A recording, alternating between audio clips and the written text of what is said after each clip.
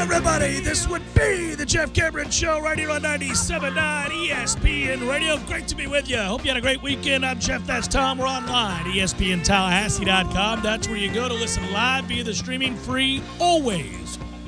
Don't miss anything, but if you do, we got you covered all 3 hours to be posted upon the conclusion of the show, both on iTunes and in our own audio vault. You can email the show if you like. It's JCS at 979 ESPNradio.com. Find me on Twitter at JCameronShow.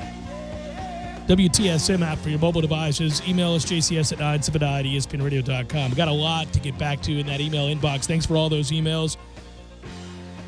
But I'm woefully behind, at least in catching up and reading those. I'll be honest with you.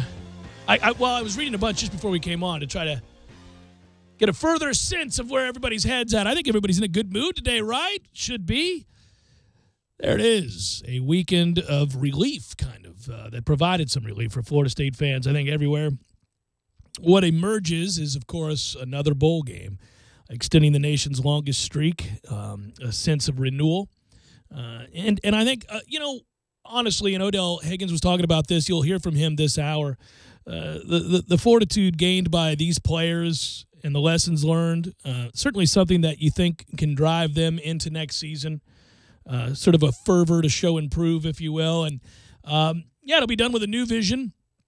It'll be done with a new voice and a renewed commitment from a new coach, a new head coach. And I think that's what everybody is now eagerly anticipating. As you well know, that announcement could come as early as today, but more likely tomorrow afternoon is what I'm told.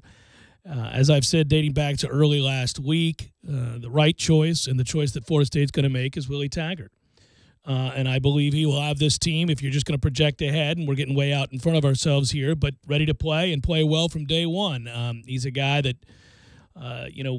all quotes from former players and people that have been around him and worked with him and or covered him in the press, of which I've talked to a few, really believes in putting together obviously a family atmosphere, and one in which people want to hang around. In this case, the Morsetter, want to be there, want to be part of something, want to be part of a togetherness that is certainly fostered by his brand of leadership and his central voice. So I'm excited about that. I'll get to that. We'll talk more Florida State here in a second. Obviously, the win was a foregone conclusion. We said that last week as well. I know people were scared about Louisiana Monroe, but listen, there are certain matchups like the Delaware State matchup and some others where the level of athleticism is so one-sided, it's never going to be a football game. And, of course, this really wasn't much of a football game. It was more about a healing process and about an opportunity to become bowl eligible and a chance for a Florida State legend and Florida State great in Odell Haggins to have a moment in the sun, to shine, and to be rewarded for that loyalty and his excellence as well. By the way, he's been a real good football coach for a very long time, just as he was a great player. I think sometimes that can get lost. You talk about a guy being rewarded for loyalty. He's been a real good football coach. This isn't sort of a hand-me-down. He's a good coach. No, a lot of questions this weekend about the future of the program from family members and friends. I'm sure you had the same thing, listeners as well. Do you think they keep Odell? Well, he's really good at his job, and he's that's compelling. The important thing. He's compelling in the living room as a recruiter, and he's really good at developing talent. So it's a no-brainer. If he wants to stick around, you should keep him. Yeah, and it'll be interesting to see. That's the next thing, right? When Willie is announced, Willie Taggart is announced as the next head coach, we'll all be very excited to hear who's staying, who's going, who he's bringing in with him, and obviously what he can do to salvage this recruiting class. The playoff is set, and nope, Miami's not in it. Not going to be a part of it. Hell, they've never even won the ACC. And certainly didn't look like a team that could win the ACC this weekend. You know who else will not be a part of the playoff? And obviously that is Ohio State. And it's odd to hear the levels of blame emanating from Columbus, some of which are pointed at, say, ESPN of all things, which I think is funny. But they don't look back at their second loss from this season, the one that took place on November the 4th against Iowa, one in which they lost by 31 points. And that's tough to overlook, awfully tough to overlook. Minnesota, Northwestern, and Purdue, for example, all held Iowa to 17 points or fewer. Ohio State gave up over 50. It's just not something you can pretend you didn't see when it's on the heels of a blowout loss at home earlier in the year. Now, that one was a little bit more understandable because Oklahoma's really, really good. But you give up 55 to Iowa, and that tends to resonate, especially after you've already, as I said, suffered a blowout loss earlier in the year. So it is Bama that benefits from having not made the SEC championship game. And that stinks too, but it's an imperfect system, and it always has been in college football, whether it's this or the BCS or when we had AP and coaches polls. This is the way it worked. But this is what goes around comes around, right? Because Ohio State benefited from inconsistencies and perhaps not weighting conference championships as much as we thought the committee would when this thing was first launched. And a year later, here you go.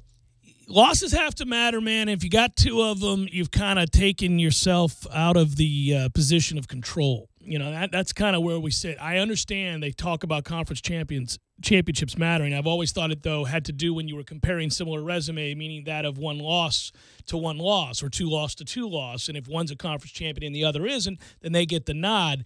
But I will say, when you have more losses than another team in contention, and both of them are of the blowout variety, it's tough to overcome that. Yeah, to me, you know, I saw Brad Edwards even commenting on this, and we value Brad's opinion, obviously, because I got to talk to Brad this week, and I was on College Game Day. Oh, that's right. You were on the College Game Day broadcast. Briefly, yeah, and very briefly. I don't know that they really wanted to talk all that much about Florida State. I was on for like 5 minutes, and that was that. Oh, really? Yeah. I mean, it went fine, and Brad asked me questions, but yeah, anyhow. You know, his final thoughts were that if you're sticking to the bylaws, that Ohio State should get the nod. And I respect Brad's opinion because he really doesn't have an agenda.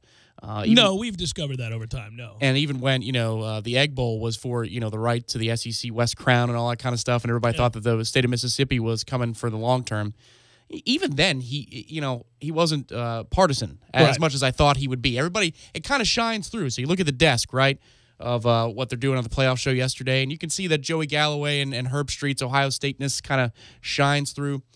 And then Alabama gets picked, and it's like the common sense factor of picking Alabama, to me, I guess, is on a different level, and you as well, than that whole broadcast thought before it happened. Everybody thought, well, they're going to pick Ohio State. I think it should be Alabama. Well, they're going to pick Ohio State, but I think it should be Ohio State. I think that's the right call. There was no real consideration given to the fact that Alabama was going to be picked 4th, and I just couldn't understand any of that for the half an hour that I was forced to watch that until they actually showed the top 4. Oftentimes when you watch that, and listen, we all have biases. This is the thing that I've noted over the years is so maddening about college football conversations and arguments in general. You know, when you hear from somebody who doesn't see the world through the same glasses as you do, and they have a different sum of experiences, they tend to then note the differences of opinion that you have and how it's your bias, not noting their own, of course. And this is how the finger-pointing begins. We're all from somewhere. We all went to school somewhere. We have relatives that went to school somewhere. We grew up watching a certain brand of football, whatever it is, and that leaves us all biased. I get it. And so I never get really that angry unless it clouds the vision to the extent that they're incapable of being even moderately objective. That's the only time. I mean, when Florida State's bad, I say they're bad. When a rival of ours is good and I don't like it, I note that they're good. Am I biased? I am. But, you try. Everybody out there you would like to believe is going to do their best to see it as objectively as they can. But I think when you lose matters still. If that Iowa loss had happened in September and so did the Oklahoma loss, and then they won the rest of their games, I think people would look at Ohio State a little bit differently. But that loss happened in November. I think that's one thing to learn about this weekend because, the similarities between Ohio State and Penn State are obvious. Multiple losses, conference champions, beat out by a single loss, non-conference champion with the cachet of a giant program. And let's not make a mistake there either. Because it's Alabama. Yes, all these things can be true at the same time. Yeah. And because it's Alabama, Alabama gets the nod. If that was Wisconsin or if it was TCU, you know what I mean? I don't know that they get that nod over in Ohio State. Maybe not. Maybe not. You're right. It would be interesting. It does have to do with the strength of your wins and the strength of your losses or the weakness of. It's not as if, the Oklahoma loss that is so one-sided, you go, okay, Oklahoma, Baker Mayfield going to win the Heisman, maybe the best team in the country, them or Clemson, is the argument right now. Fine. You can forgive that. Got away from them. Iowa's not very good. I mean, that's the problem with this. I mean, it's not just another loss against a great team. Northwestern beat Iowa. We talk about the teams that beat Iowa, Purdue.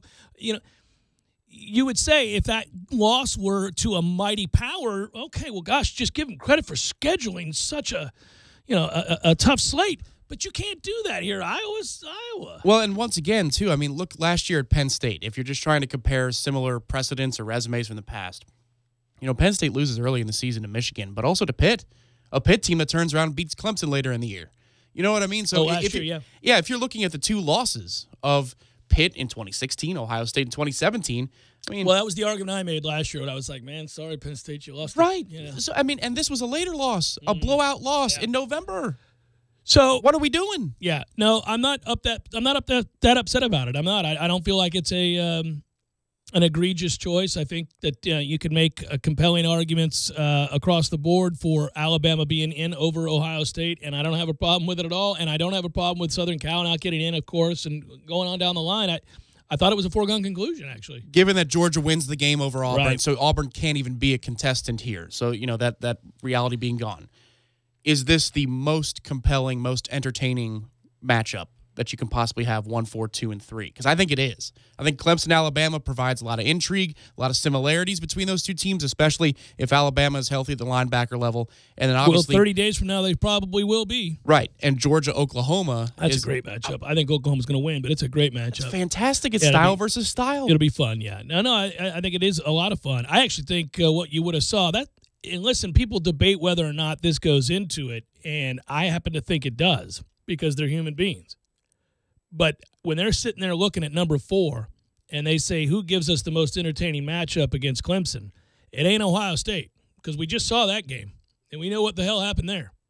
They're looking at that. They are. They're going, yeah, this isn't – no, we're not doing that. I agree with the guy who claims today, man, they consider so many outside factors beyond their bylaws. Yes, I totally agree. I think that's completely true. I think they've shown us that. But they're not afraid to take a stance and say that this is the right stance. And I think that's the whole purpose for creating this rather than the computer system, right? Is for the humans to stand up and say what a computer can't. Yeah, but here's what I will tell you. I thought the BCS was fine. I agree with you. I thought it was fine. And in many ways, I remember saying, man, there are going to be some regrettable moments where because you don't have the computers and you have a person you can blame or you can cite bias, that this is going to cause a problem. Once again, I totally agree with you, but I'm saying this is the point of the committee, being comprised of human beings, right? Well, you're just changing one imperfect way of deciding a playoff or a champion for another. And this has always been the case. We've come a long way from what was an absolute travesty, which was just to have people voting, all over the country, and just, I remember you had situations where one didn't play two, and you had a team win a national championship coming from 5th all the way to 1st, and all that kind of thing. All I'm hoping is it stays at 4. I'm of the mindset that I would rather have the musical chairs effect. You want scarcity, yeah. Because, even with this, the first college football playoff rankings, Ohio State wins the whole thing. Who the hell had that, on Selection Sunday? Who had that Ohio State's going to carry past Alabama and then beat Oregon in the title game, and they'll be your first undisputed champion? You want a form of exclusivity because, obviously, it heightens the pressure of these moments, and it's hard to get into. When you expand to 8, none of these games over the weekend were going to mean anything. They were all going in. My point is, even that was surprising, but I just don't want an 8 seed or a 16 seed, whatever it is. It's like TCU gets hot at the end of the year, and you're like, well, are they really? I mean, do the 12 games even matter as much anymore? No, they don't. What you would end up doing is you would have your Power 5 conference champions, no matter their records. I mean, they could have 4 losses. They'd be getting in. Right. And then you'd have 3 teams that were from a group. And if the matchup works out, you don't deserve to be in the playoff in the first place. And here we go. Well, we'll talk about that, and I'll get into some of the other stuff. But a lot of people today, and I want to touch on this, and first, though, we'll hear when we come back, Odell Haggins. For those wondering, by the way, nothing that Florida State did or I didn't do or anything like that. The schedule that I had over the last 10 years with Jimbo Fisher was an agreed-upon schedule between me and him, not the university. This was me and Jimbo personally coming to an agreement about when I would talk to him and how I would talk to him. And that was worked out a decade ago. So there was nothing in place like a contract that said Florida State's going to provide for you this individual, and we're not giving the university money or the coach money or anything like that. So people have asked me, did you get Odell this weekend? No, but that wasn't part of his schedule or my schedule. No, we didn't. And it's not unusual that after the last regular season game, I didn't get Coach Fisher either. No, you didn't. So I would get him before the bowl. I'd get him, I'd get an opportunity. But he'd before be the bowl. recruiting right now. But he'd be out recruiting. So that's the other thing, is we didn't have it in play. So I did not. But what we did know is that there would be this press conference with Coach Haggins. We'd have an opportunity to draw audio from that for those that didn't get to hear it. And you're going to hear that next. And we kind of we summarized it, if you will. We put together the essence of what he had to say in about 4.5, 5 minutes, and you'll hear it, and we'll comment on it. But I also want to comment on something else today, because there are a lot of people in my mentions, a lot of people in the station email and reaching out and text that are really upset with Coach Fisher's comments at the press conference that they saw where he's introduced to Texas A&M, which, by the way, nothing was funnier than him getting off the plane to that red carpet with that band and the look of, like, horror on his face. Like, what have I gotten into here? Look at these losers. It was great. But that said, I'll comment on what he had to say, because I think we're a little too caught up in what they're doing and he's doing, and not about how lucky we are to have gotten out from underneath that lopsided contract that would have been the bane of our existence moving forward. Jimbo Fisher did us a favor being petty and angry about things that had nothing to do with the reason Florida State was 5-6 going into this past weekend. And by him choosing to focus on what Florida State didn't have in his mind and taking this other job, we really are, as a university and athletic program, and it's certainly the football team, benefiting greatly. Today's the day in which you should celebrate the fact that Florida State's about to have a magnificent head coach in place who is a recruiting monster from the state of Florida and allows us to instantly hit the ground running.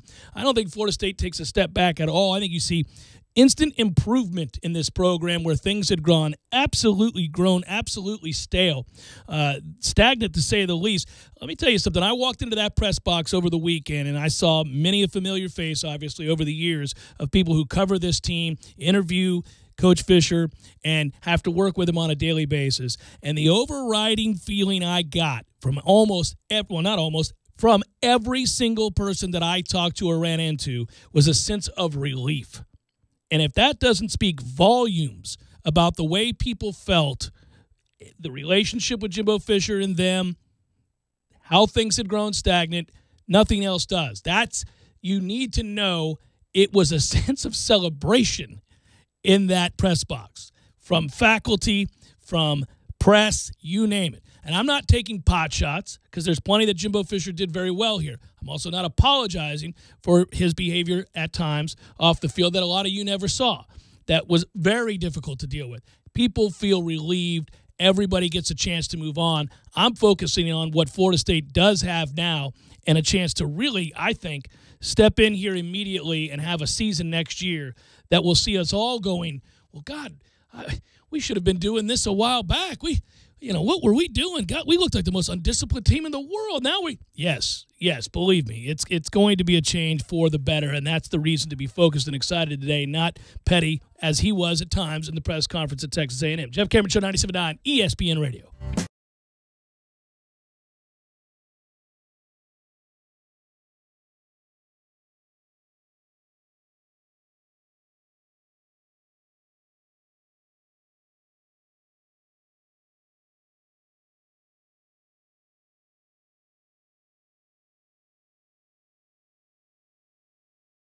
When you're in need of auto repairs, look no further than Nice Tire and Auto Service. Nice has been in business for 16 years with long-term, knowledgeable sales associates. They have the latest wheel balancing machine in the industry. And for passenger vehicles, they service AC, brakes, suspension, tune-ups, and much more. Never sit through a long wait. Nice Tire and Auto has 10 service bays to get you back on the road quickly. If you have tire problems, check out their large inventory with various Goodyear and Michelin tires. Nice Tire and Auto Service, 4792 Bluntstown Highway, 574-4100.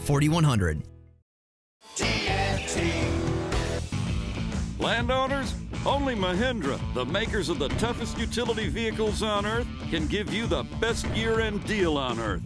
So let us show you how to get tax savings on your new Mahindra XTV and get cash back and savings up to $2,500 on select clearance models. Plus, get a free roof and Mahindra's 3-year warranty.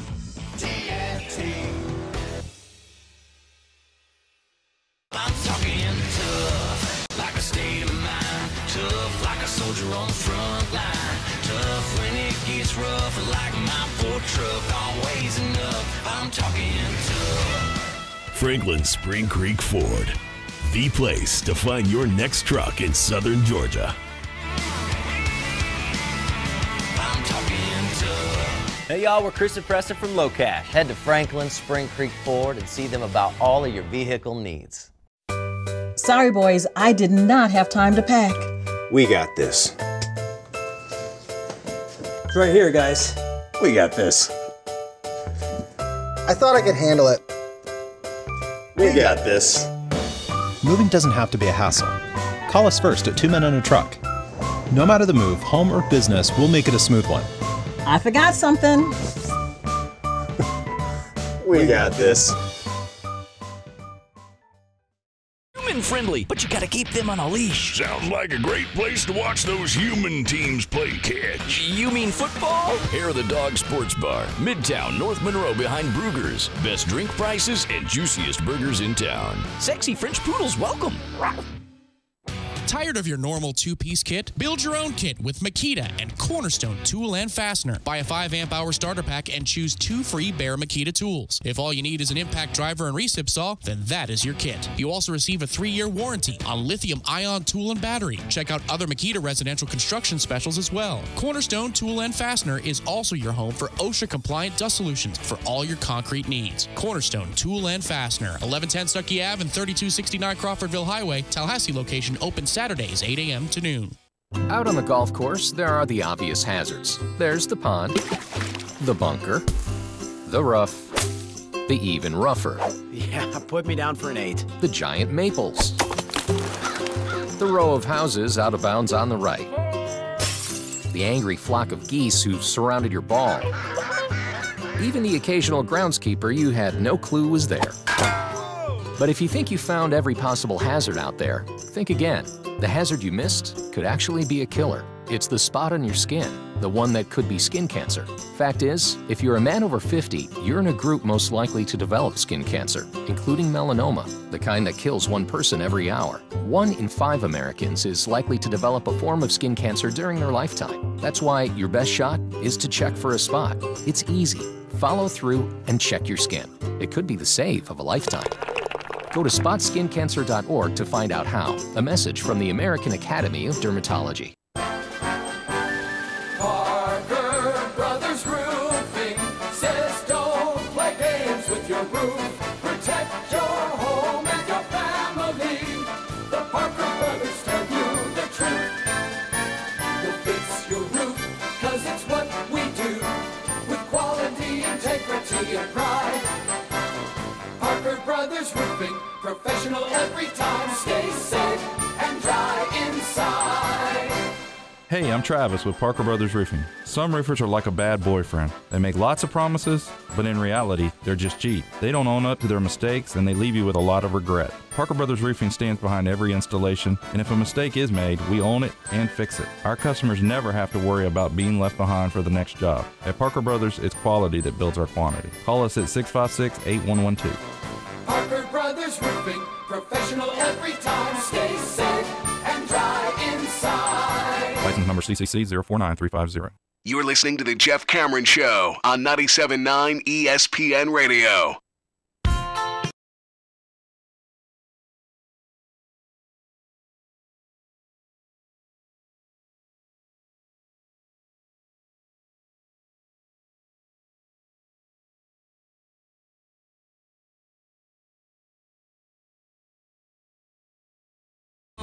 Jeff Cameron Show, 97.9 ESPN Radio. All right, so I think most of us were really, really excited to see Odell Haggins lead this team onto the field Saturday and to take his place as head coach and get this win. And I know Odell, who cares deeply about these kids, and that's the central theme of this message. You'll hear from him right now. Again, this is kind of condensed. It was a lengthier press conference. We want to put together about 4.5 minutes, I think, just the essence of it. A lot of pregnant pauses for emphasis, too, from Odell to kind of deliver a clear, unified message, which, you know, everybody needed that. Everybody needed what happened on Saturday.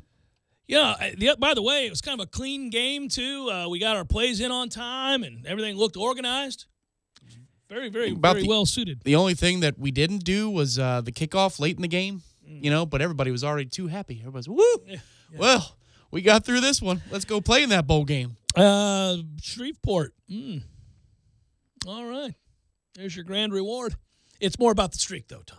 That's correct. It is more about the streak. Well, it's a good chance of being over 500. That's important, too. And it's a good chance for me to travel down to Miami and watch the game on a TV. But, hey, if you're headed to Shreveport, knock yourself out. Good times. This is Odell Haggins talking a little bit about Florida State and the win. All the credit goes to our football players. It's not about me being named the interim head coach. It's about those kids. Resilient. How they fought. They didn't quit. Florida State, if you look at the south end zone of the stadium, unconquered. Remember that. We haven't gone anywhere, and we're not going anywhere at Florida State University. I'm so proud of our kids, Alec Everly, Derwin James, Derek Noddy. I can keep going. They stayed in there with us. You know, sometimes we base things on wins and losses, but this year, our kids got a lot of life lessons. Not to quit. Keep fighting. Them kids will remember this. I'm so happy for them. Happy for our organization, Stan Wilcott, President Thrasher, the coaches on down, the old man, Rick Trickett, advising me. It's not just me. It's about everybody. Lawrence Dawsey, Damian Craig, Randy Sanders, Charles Kelly, Brad Loring, Bill Miller, Tim Brewster, Jay Graham. We had a job to finish. The way the kids responded to you from the first time you met with them yesterday, to walk through before the game, after the game, just speak in terms of the emotion that those young men showed towards you and then you in return to them, and what that means to you. Well, I'm going to say this. Me and Coach Fisher are close. We share some of the same values with young men. So it wasn't tough. I was trained well by a man named Mickey Andrews. That's my mentor through life. So as soon as Mr. Wilcott called me for this, I say, let's go. I was trained well. I had a great leader in Mickey Andrews. Never quit, never flinch. And the kids, they responded well because they know when they see Odell Haggins, my heart goes out to them. I'm going to put everything in it for them, not Odell. That's what it's about. That's why I think they responded well to me. They know I love them. I know some guys, sometimes my guys, Derek Noddy, he thought I was crazy when he first got here.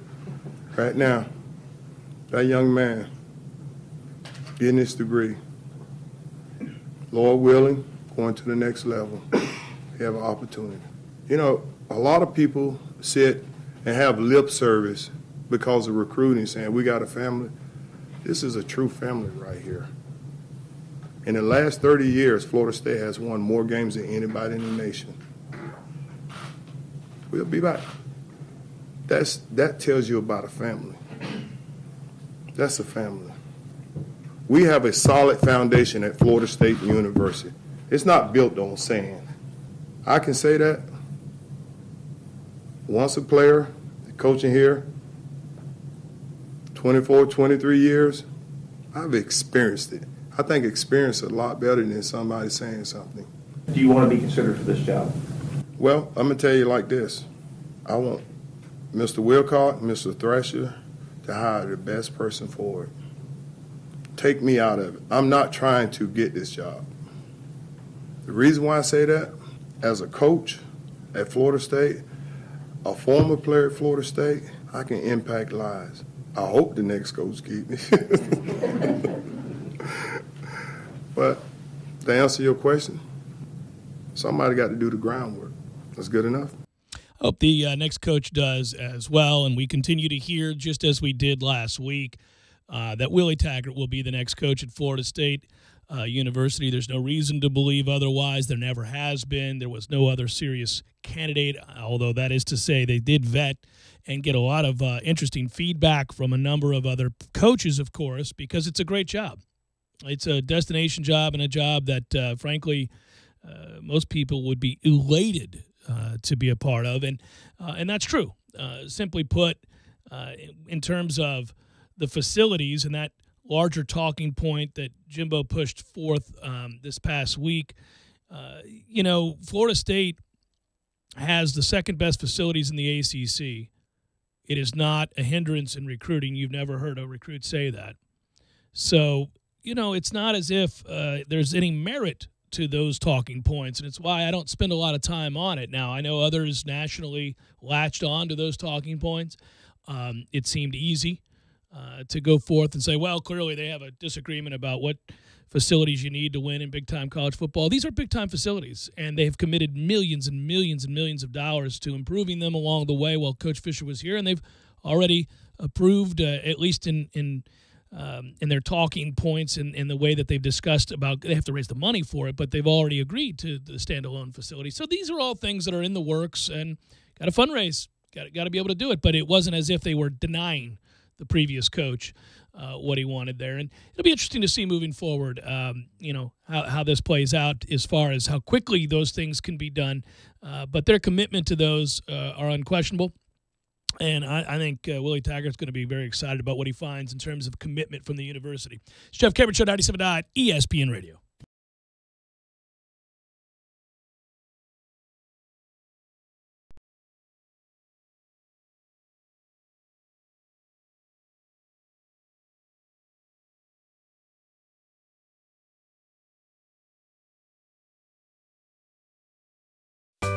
Sorry, boys, I did not have time to pack. We got this. It's right here, guys. We got this. I thought I could handle it. We got this. Moving doesn't have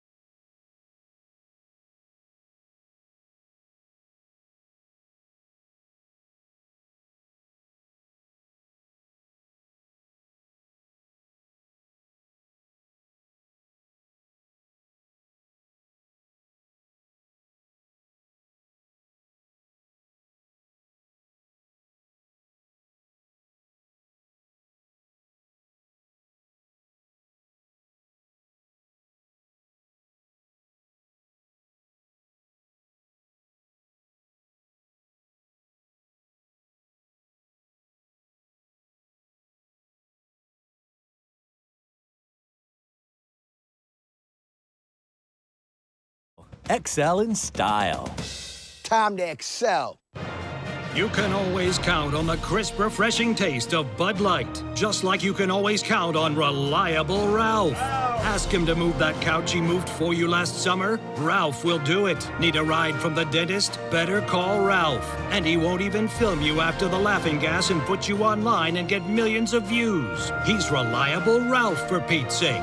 Reliable Ralph is famous among friends. He deserves a Bud Light. Enjoy responsibly. Bud Light Beer, AB St. Louis, Missouri. Recently, by an overwhelming margin, Floridians voted Amendment 2 into law. People all over the state who are suffering from conditions like cancer, seizures, or chronic pain are now legally able to seek out alternative natural treatments. The doctors at MMT Clinics of Florida specialize in evaluating your medical conditions to see if you qualify for this care under Amendment 2. To find out if you qualify, visit mmtcfl.com to fill out a simple survey or make an appointment. Again, visit mmtcfl.com to get started. Denise, when you're not near, my heart does decrease? No, that's not good. He went to Jared because he realized a necklace would probably say it a little better. It's the Jared Last Chance to Save event with amazing discounts store-wide, special pricing on hundreds of new pieces, and exclusive jewelry you'll only find at Jared. The Jared Last Chance to Save event, December 7th through 10th. Some exclusions apply. See jared.com for details. Don't just listen to The Jeff Cameron Show. Watch it live. The Jeff Cameron Show Streamcast. Live weekdays 3 to 6 p.m. Head to ESPNTallahassee.com today to watch live or catch up on demand. The Jeff Cameron Show Streamcast. Brought to you by Nice Tire and Auto, your trusted Goodyear dealer. 574-4100. And presented by TNT Supercenter in Thomasville, Georgia. And Franklin Spring Creek Ford. ESPN Radio SportsCenter. I'm Christine Lisi. Here's what's happening. The Giants have made an in-season coaching change for the first time in more than 4 decades.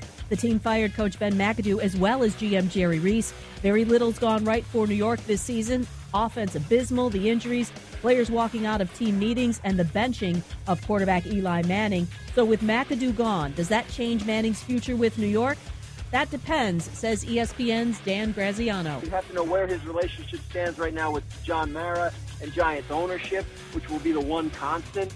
If he feels like that's broken, then he probably wants to move on. But I think a lot of it will depend on who the GM and the coach are next year. Giants going back to Manning as their starting QB. New York named defensive coordinator Steve Spagnuolo interim coach. Steelers receiver Antonio Brown, toe injury, uncertain against the Bengals. Monday Night Football, 8:30 Eastern, ESPN TV. Pittsburgh, a half game back of New England for the top spot in the AFC. Bills quarterback Tyrod Taylor, day-to-day bruised knee. He'll start Sunday over Nathan Peterman against the Colts if he's ready, according to Coach Sean McDermott. Experience why for nearly a century men have trusted Barbasol for a close, comfortable shave. Whether it's extra moisturizing with vitamin E or soothing aloe, all you have to do is sit back and bask in the glory of your close shave. You're looking good, America. You're shaving with Barbasol. Live from the Dale Earnhardt Jr. Buick GMC Cadillac Studios in the capital city of Tallahassee, this is the Jeff Cameron Show on 97.9 ESPN Radio. Man Cave Monday, brought to you by Experamac of Tallahassee. Experamac, Tallahassee's trusted tech source for Apple. Stopping at 346 South Magnolia Drive or call at 765-2012 today.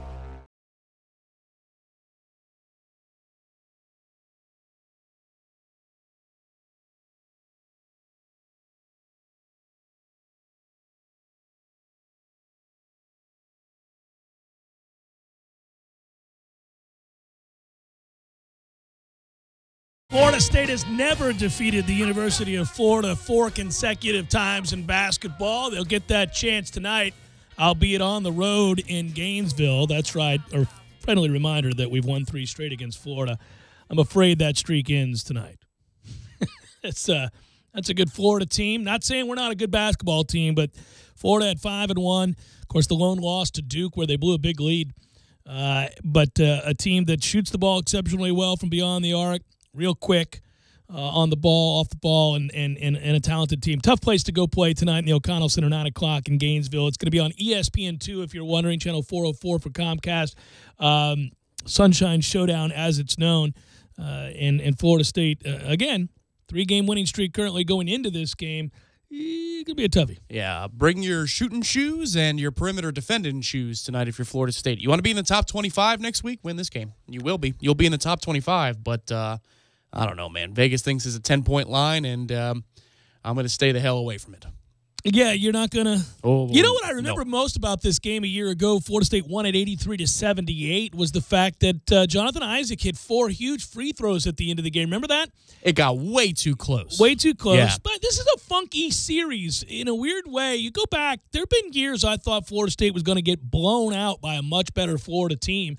And in truth, those Florida teams were oftentimes a lot better. And Florida State either played well and got the win or hung in there late. And then there have been years, of course, where I thought, and they've been fewer and far between, unfortunately, where Florida State was the better team, and Florida's come in here and played well and saw us come down to the waning seconds of a game that I thought we should have won comfortably. So it's been kind of a weird series. Leonard Hamilton's been able to put together 2 separate 3-game win streaks in this series against Florida. When you think back to his time when he first got here and where Florida was as a basketball program and where Florida State was, it really shouldn't be close to 500 in Leonard Hamilton's time, but it is. He's 7-8 against him. So he's had Florida State play well. Now, but basketball is different than football, and so you get a lot of weird results, and sometimes games don't play out in favor of the better team. But Florida State's played hard in this series, so I don't necessarily assume a blowout tonight, although statistically and from a standpoint of recruiting, Florida has an advantage in this game tonight, and you would imagine it's going to be a tough road to hoe for Florida State. A couple of crazy finishes, back in 13. Remember that was... Well, we were out in California laughing our ass off. Well, that was 14, that was 14, yeah. That was when the kid... Did it go off his head? What happened? No, his hand. He was trying he just tipped it in our basket? Yeah, it was beautiful. That was as we were recording the podcast from the hotel out in Westwood. It was awesome. But the year before, I believe it was the same week as we played them in football, and it might have been the night prior, a couple of nights prior, whatever it was. I remember being down in Tampa watching this game. And I believe it was Ian Miller. If it wasn't, it was another player. But there was a half-court shot at the buzzer. Almost went down. I mean, That's right. That's we right. almost beat him that week. We would have swept them. But little did we know that we win 3 straight from there on. Better team last year, that's for sure. We'll see about tonight. Again, I just think, 2 players that are going to have to be really important. Fiondu needs to be important. Well, that's a big-time thing because you're right. They're the leading scoring team in the country. Correct. Florida is. They're averaging nearly 100 points a game. He needs to clean the glass, and we have an opportunity for that. And then I think MJ Walker obviously has to be a big part of it. He can't get in foul trouble. No stupid fouls underneath the offensive basket. Can we not do that, please? Okara White-style frustration fouls all the way on the other end of the court. And then he needs to get hot from distance. And for that matter, so does Savoy. I mean, let's go. Yeah, I think you got to beat Florida up, down low. And I don't know that we have the skill. We certainly have the size. I don't know if we have the skill to exploit what is a small Florida lineup. They're very quick and they shoot the ball extremely well, and obviously they get up and down the floor. But I mean, we've got some guys physically that you can try to, exploit them in the paint with. To me, that's you got to try to do that. Now we'll see. Obviously, you want to guard the perimeter. That goes without saying. But offensively for Florida State, I would love to think that they find a way to get the ball down low and exploit. Well, I'm certainly glad that we came out with a win at Rutgers. That's something that you needed to have happen. And when push came to shove and whistle came to whistle in that game, we still found a way and didn't blink. I like our length on the perimeter. I like our rotations. The defensive rotations this year, I mean, it's a godsend because we're not going to be as gifted on the offensive side just naturally without 2 NBA players and XRM. Yeah, it's toughy. It's hard to account for all of that, but it's going to be put to the test tonight and then some. We'll see. I mean, if we lose and we lose big, so what? It's a learning lesson for us. They're expected to win at this point. We're expected to grow as the season goes along. I did watch in its entirety that 111-105 double overtime game that they played against Gonzaga where they were 17 of 36 from beyond the arc, and that was a fun game. They're shooting 46% for the season. Yeah. And then they blew the 10-point lead they had against Duke in the final 4 minutes of the game, which it's one of those rare times where you're watching a game and you're like, come on, Duke! You just rarely ever get the opportunity to say that. But as I watched that come from behind 87-84 win for Duke, I found myself on more than one occasion going, come on, Duke. And every time I did, I kind of cringed. Yeah, it's kind of like rooting for Notre Dame when they host where they traveled down to Miami earlier this football season. Let's go Irish! Let's go Irish! It's just better to not watch the game, and that was certainly the case. Oh, boy. Well, it was easy to watch Clemson hammer Miami over the weekend. Kelly Bryant had a good day, and Rozier did not. And A lot of other things didn't go well. It's 14-0, and my girlfriend goes, I don't think this is going to get better for Miami. I said, I agree. No. This looks like it's going to be sustainable for Clemson here. I don't think this is just a hot start. The last 2 games that Miami has faced Clemson, they've been outscored 96-3. What do you think about kicking that field goal on 4th and 1 to break the shutout? I thought it was wonderful. I loved it. It's just that small. It's just that petty. It's just that, we really can't. I mean, listen, you think I'm making that up. The last 2 games these 2 teams have played one another, Miami's been outscored 96-3.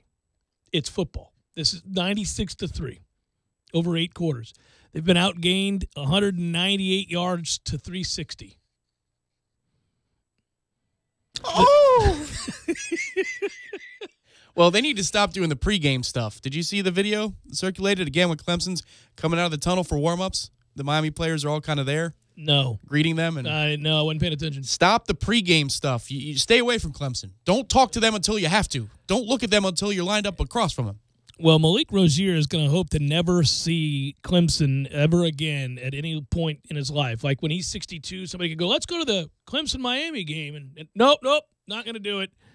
He's in his 2 career games against them, 21 of 51 for 150 yards and 4 interceptions. Oh! Just a whole lot of ass sorry is what he is against Clemson, sorry. But that's a toughie. Oh! Just non-competitive. You know what's weird? The previous coach at Florida State used to talk a lot about momentum. He used to talk a lot about momentum. When he was making excuses for losing to a team with inferior talent, he would bring up momentum constantly. And some of the time, I'd go, well, that's true. Momentum is a hell of a thing. And once it turns on you, it's hard to get back. Other times, I'd think, well, when you're bigger, stronger, faster, you shouldn't be relying on momentum every week. Agreed. You have similar skill sets in the SEC title game, and when Stidham... Well, this is where I'm going. Sorry. No, you nailed it. That's where I'm going. It's Auburn's about to go up by 2 scores, and if they do, I think this game plays out differently. But they turn the football over, and it's amazing to watch how that happens. I mean, Georgia then takes control of the game. Instead of 10-0 or something like that, it's still 7, and you got a chance to be in this game and go down and run your offense and play. And they ran the football. They began to bludgeon, and they forced turnovers. Well, and this is the second time that it's happened to Auburn in as many weeks. I mean, they had the exact same scenario happen in the Iron Bowl. That's right. They're playing at home, which makes a good bit of difference, and they were the better team that day, clearly from start to finish. But they gave Alabama, a second life when they could have put that game away and had that place rocking in Jordan Hare, and they didn't. Alabama ends up taking, the second half kickoff and driving all the way down the field. And you think, oh, no, they let them hang around. Yeah. And they got away with it. This time, not so much because Georgia took a hold of that game from that moment on. Well, not only buoyed in the moment, but when you're physical and you run between the tackles, and Georgia ran between the tackles in this football game, to me, that is some of my – I really embrace that. There aren't too many things about power football that you would describe as sexy, but I'm drawn to it when I see it. And, we remove certain read plays from the playbook, and we just decide, hat on a hat, that's your ass. When you do that, it's emasculating. It's very tough as a defense to come back from because you've been challenged in the ultimate way. And 145 of the 238 yards Georgia had rushing, by the way, 238 yards rushing against Auburn's defense is doing some things. 145 between the tackles of that 238. That is impressive. Well, and also, I mean, just look at their perimeter game too. I know it's a standard play there is the toss sweep, but that's different than the outside zone. And yes, it is. I'm not even trying to bash what we do. I'm just talking about styles like you are. That toss sweep, they're coming downhill. Oh. It's different than wait, cut back, go. No. It's beautiful when it works in the outside zone. I'm not even, well, it is, yeah. I'm not trying to take a shot. We exploited people over the years with it, yeah. Chris Thompson, Dalvin Cook, artists at that particular. Dalvin was just something to behold. And when Carlos hit it right, I mean, because you watch the acceleration, you go, good Lord, that's impressive. Yeah. But the way Georgia runs it's just, they're coming for you. It's an aggressive play. It's not a passive play. And it's fun to watch, and that's why the clash of styles, can Georgia keep up with Oklahoma? Score for score. Can Oklahoma be stopped? or can Georgia take the life out of the game by possessing the ball and running right at Oklahoma? And they've got no prayer. They're going to have to do that because they don't want to go score for score. They don't want this to be a score fest. No, but if it's kind of like what Georgia Tech does to teams. If they can shrink the game, minimize the Without possessions question. by running right at Oklahoma, I mean, that gets exhausting in its own way. Oh, without question. Yeah. Oh, no, a battle of wills and styles and all that good stuff. No, I like it. It's a fun game. And the problem is you got all this time in between hands, so lots of things can change about the matchup, as opposed to if you just played it next Saturday, the way you would view this. Baker Mayfield again was really, really good, and Oklahoma beating TCU 41-17. It's not all that surprising. We said I thought Oklahoma would win this game, and the number seemed awfully low at 6.5. But well, that was brutal, though. I mean, your first offensive play from scrimmage, and it's a house call for Oklahoma. I mean, the TCU's chasing the whole day after that. You've got little to no chance if that's how you begin the game. They go down the field, and then you gift them 6 points. I think Patterson in that moment goes, "Can we stop playing them?" That's a toughie right there. I need a few months. Did you watch all of the UCF Memphis game? That ended up being way more compelling than obviously the Big 12 championship game. And I watched a lot of the first half, and then I went away and I watched the Big 12. I had 2 TVs going all day. I'll be honest with you. It was exciting because of what was at stake and the swing and emotion. I just don't like 62-55 football. I know it was 2 overtimes. I just don't like when you don't feel like a defense can get a stop ever. It's just not compelling. I need something in between. Give me 38-35, all right. It's like knowing the ending to a movie. It just doesn't have the same. You know how this is going to end. Is it 3 or is it 7 or is it a turnover? Because it's not going to be a stop. It's not going to be a stop, like a legitimate stop. There's no punting coming. Yeah, that's what the odds tell you. I need somebody to get a damn stop every now and again. That's why people don't like the NBA All-Star game, except for the final 2 minutes. Because, what the hell is that? That's any All-Star game, really. NHL is 11-10 in hockey. Yeah. You're like, come on, what are we doing here? Play 3-on-3 at least, though. That gets a little interesting. Yeah, that does get a little interesting. Hey, so I will say this. Is there a part of you, first of all, it's amazing what Scott Frost did at UCF. When you look at where they were a couple years ago and where they are now, it's remarkable. We'll see. Can you get anything done at Nebraska? They are not the program they were. They are no longer situated in a way, and college football isn't either, to allow for the kind of dominance we saw for a very long time, in particular in the 90s. The over-under on Scott Frost's success there, a Big Ten title, does he get one? First of all, it just sounds weird to say. 8 wins by his second year, 9 wins, right? I think Big Ten title appearance. If you can get by Wisconsin, that's certainly doable. Very or doable. Iowa, you can do that. Very doable. I think, they can be the team that Ohio State, Michigan, or Michigan State dispatches of in the Big Ten title game. You go, well, they might need to spread around these divisions. But, what that offense does, it's funny. You want more possessions, right, if you're more talented. But also, if you play that breakneck style, that also, to me, I think shrinks the gap. And it widens your margin of error because you got teams on their heels all damn day long. It is going to be weird. I think you when you're at places like UCF, maybe you're inclined to incorporate that kind of offense. I know he obviously was at Oregon previous as an OC. I don't know, man. He comes from the tradition where Nebraska was good and they were great on defense and the black shirts had a reputation and everybody knew it. And it seems to me that when Nebraska's defense, and let alone offensive style and the way they play and leaving the Big 12 and all of that other stuff, it seems to me they lost their way whenever that defense became somewhat optional. You just don't see the pride in that anymore. I'm very curious to see how he does because he basically turned down the Florida job to go to Nebraska. And on the surface, that's insane. That's just not. But he's an alum, so okay. WarChant.com. Up next.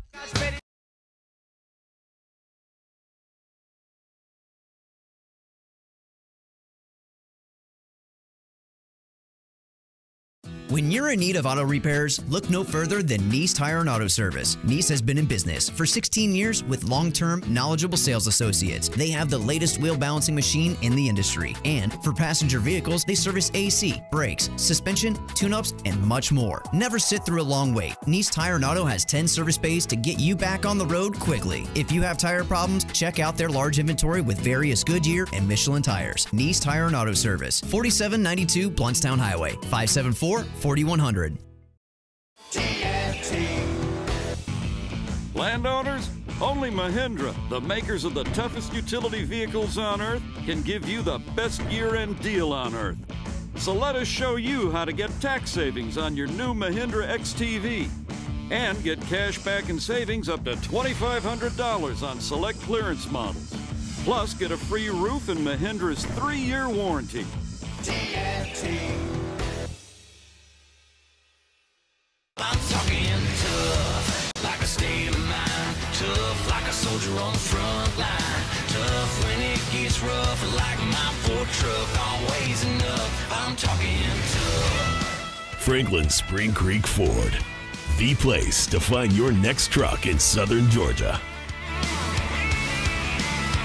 I'm talking tough. Hey y'all, we're Chris and Preston from Low Cash. Head to Franklin Spring Creek Ford and see them about all of your vehicle needs. Around the clock. Whether it's dry cleaning or just plain laundry, Wash Around the Clock's easy laundry service will pick up and deliver at your home or office. So sign up for free today at easylaundry.net, or you can give them a call, 850-597-9007. Again, sign up today at easylaundry.net. Oh, and by the way, I got you. Use promo code JCS20 and save 20%. That's promo code JCS20. You're saving 20% on your first order. That's easylaundry.net from Wash Around the Clock. Chris Kraft for Kraft Nissan. Our lifetime warranty is a game changer for buying cars in Tallahassee and Thomasville. You already know it extends the factory powertrain for unlimited time and unlimited miles. But here are the facts. Kraft Nissan's lifetime warranty is backed by Great American Insurance Company, an A-rated company that was founded in 1872 with billions in assets. The same company that underwrites GM's GMPP and Ford's Gap Insurance. Kraft Nissan's lifetime warranty comes with every new Nissan we sell and most pre-owned vehicles that are 5 years old or newer with 50,000 miles or less. While Kraft Nissan's service department will certainly exceed your expectations and keep your records, you're not required to service with us. To maintain the warranty, you perform the manufacturer's recommended maintenance and keep your records. You can do that at any licensed repair shop in the U.S. or Canada. It's that easy. What's the catch? There are no catches, hidden fees, or gimmicks. Kraft Nissan provides the product as an added value to our customers for doing business with us. So when you're ready to buy from Kraft Nissan, the home of our original and the only real lifetime warranty at no charge. Kraft Nissan on Mahan Drive between Academy Sports and Costco. This Day in Sports, brought to you by Superlube, 19 Tallahassee area locations. Quick, convenient, no appointment necessary. Get your history lesson weekdays at 5:30 during the Jeff Cameron Show, right here on 97.9 ESPN Radio. Recently, by an overwhelming margin, Floridians voted Amendment 2 into law. People all over the state who are suffering from conditions like cancer, seizures, or chronic pain are now legally able to seek out alternative natural treatments. The doctors at MMT Clinics of Florida specialize in evaluating your medical conditions to see if you qualify for this care under Amendment 2. To find out if you qualify, visit mmtcfl.com to fill out a simple survey or make an appointment. Again, visit mmtcfl.com to get started. Tired of your normal two-piece kit? Build your own kit with Makita and Cornerstone Tool and Fastener. Buy a 5-amp-hour starter pack and choose 2 free bare Makita tools. If all you need is an impact driver and recip saw, then that is your kit. You also receive a 3-year warranty on lithium-ion tool and battery. Check out other Makita residential construction specials as well. Cornerstone Tool and Fastener is also your home for OSHA-compliant dust solutions for all your concrete needs. Cornerstone Tool and Fastener, 1110 Stuckey Ave and 3269 Crawfordville Highway. Tallahassee location open Saturdays, 8 a.m. to noon. This is 97.9 ESPN Radio, WTSM, Woodville, Thomasville, Tallahassee. ESPN Radio SportsCenter. I'm Christine Lisi. Here's what's happening. The Giants have made an in-season coaching change for the first time in more than 4 decades. The team fired Coach Ben McAdoo as well as GM Jerry Reese. Very little's gone right for New York this season. Offense abysmal, the injuries, players walking out of team meetings, and the benching of quarterback Eli Manning. So with McAdoo gone, does that change Manning's future with New York? That depends, says ESPN's Dan Graziano. You have to know where his relationship stands right now with John Mara and Giants ownership, which will be the one constant. If he feels like that's broken, then he probably wants to move on. But I think a lot of it will depend on who the GM and the coach are next year. Giants going back to Manning as their starting QB. New York named defensive coordinator Steve Spagnuolo interim coach. Steelers receiver Antonio Brown, toe injury, uncertain against the Bengals Monday Night Football, 8:30 Eastern, ESPN TV. Pittsburgh, a half game back of New England for the top spot in the AFC. Bills quarterback Tyrod Taylor, day-to-day bruised knee. He'll start Sunday over Nathan Peterman against the Colts if he's ready, according to Coach Sean McDermott. Experience why for nearly a century men have trusted Barbasol for a close, comfortable shave. Whether it's extra moisturizing with vitamin E or soothing aloe, all you have to do is sit back and bask in the glory of your close shave. You're looking good, America. You're shaving with Barbasol. Live from the Dale Earnhardt Jr. Buick GMC Cadillac Studios in the capital city of Tallahassee, this is the Jeff Cameron Show on 97.9 ESPN Radio. Man Cave Monday, brought to you by Experamac of Tallahassee. Experamac, Tallahassee's trusted tech source for Apple. Stopping at 346 South Magnolia Drive or call at 765-2012 today.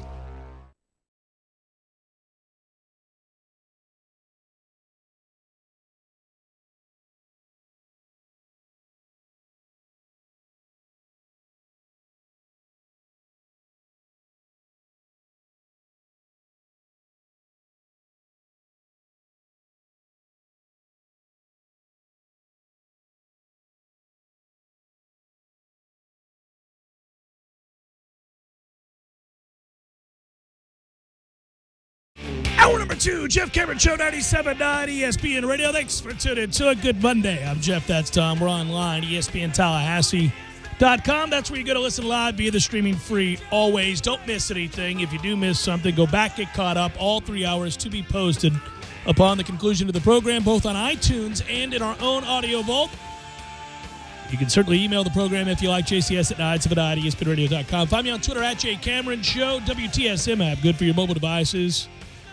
And we're on YouTube if you want to watch ESPN Tallahassee on YouTube. Thanks for watching, everybody. Let's get to it. We do every Monday. Bring in my man, Ira Shafel, warchant.com, the website. Hello, Ira. How are you, buddy?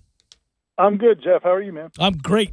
I'm in a good mood. I think everybody is. Everybody's very excited. A little Florida State basketball tonight after getting bowl eligible over the weekend and a soon-to-be announcement of the next head coach. It's good times. In the interim, let's talk first about something you wrote about on warchant.com, and that is how great it was for Florida State faithful everywhere to see Odell Haggins be able to step up here and get a chance to coach this team and be there for Florida State as he always has been.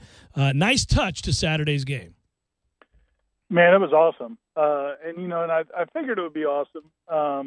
I figured it would be really good, but it was better than probably anybody could have imagined. I mean, the fans were perfect. The way they responded to him, the players, the way they not only rallied around him, but you could just kind of sense that the guys were just kind of playing football and having fun. It didn't seem so uptight as it has been. As this season, as the pressure is mounted with the losses, you could just kind of see it weighing on the players a little bit.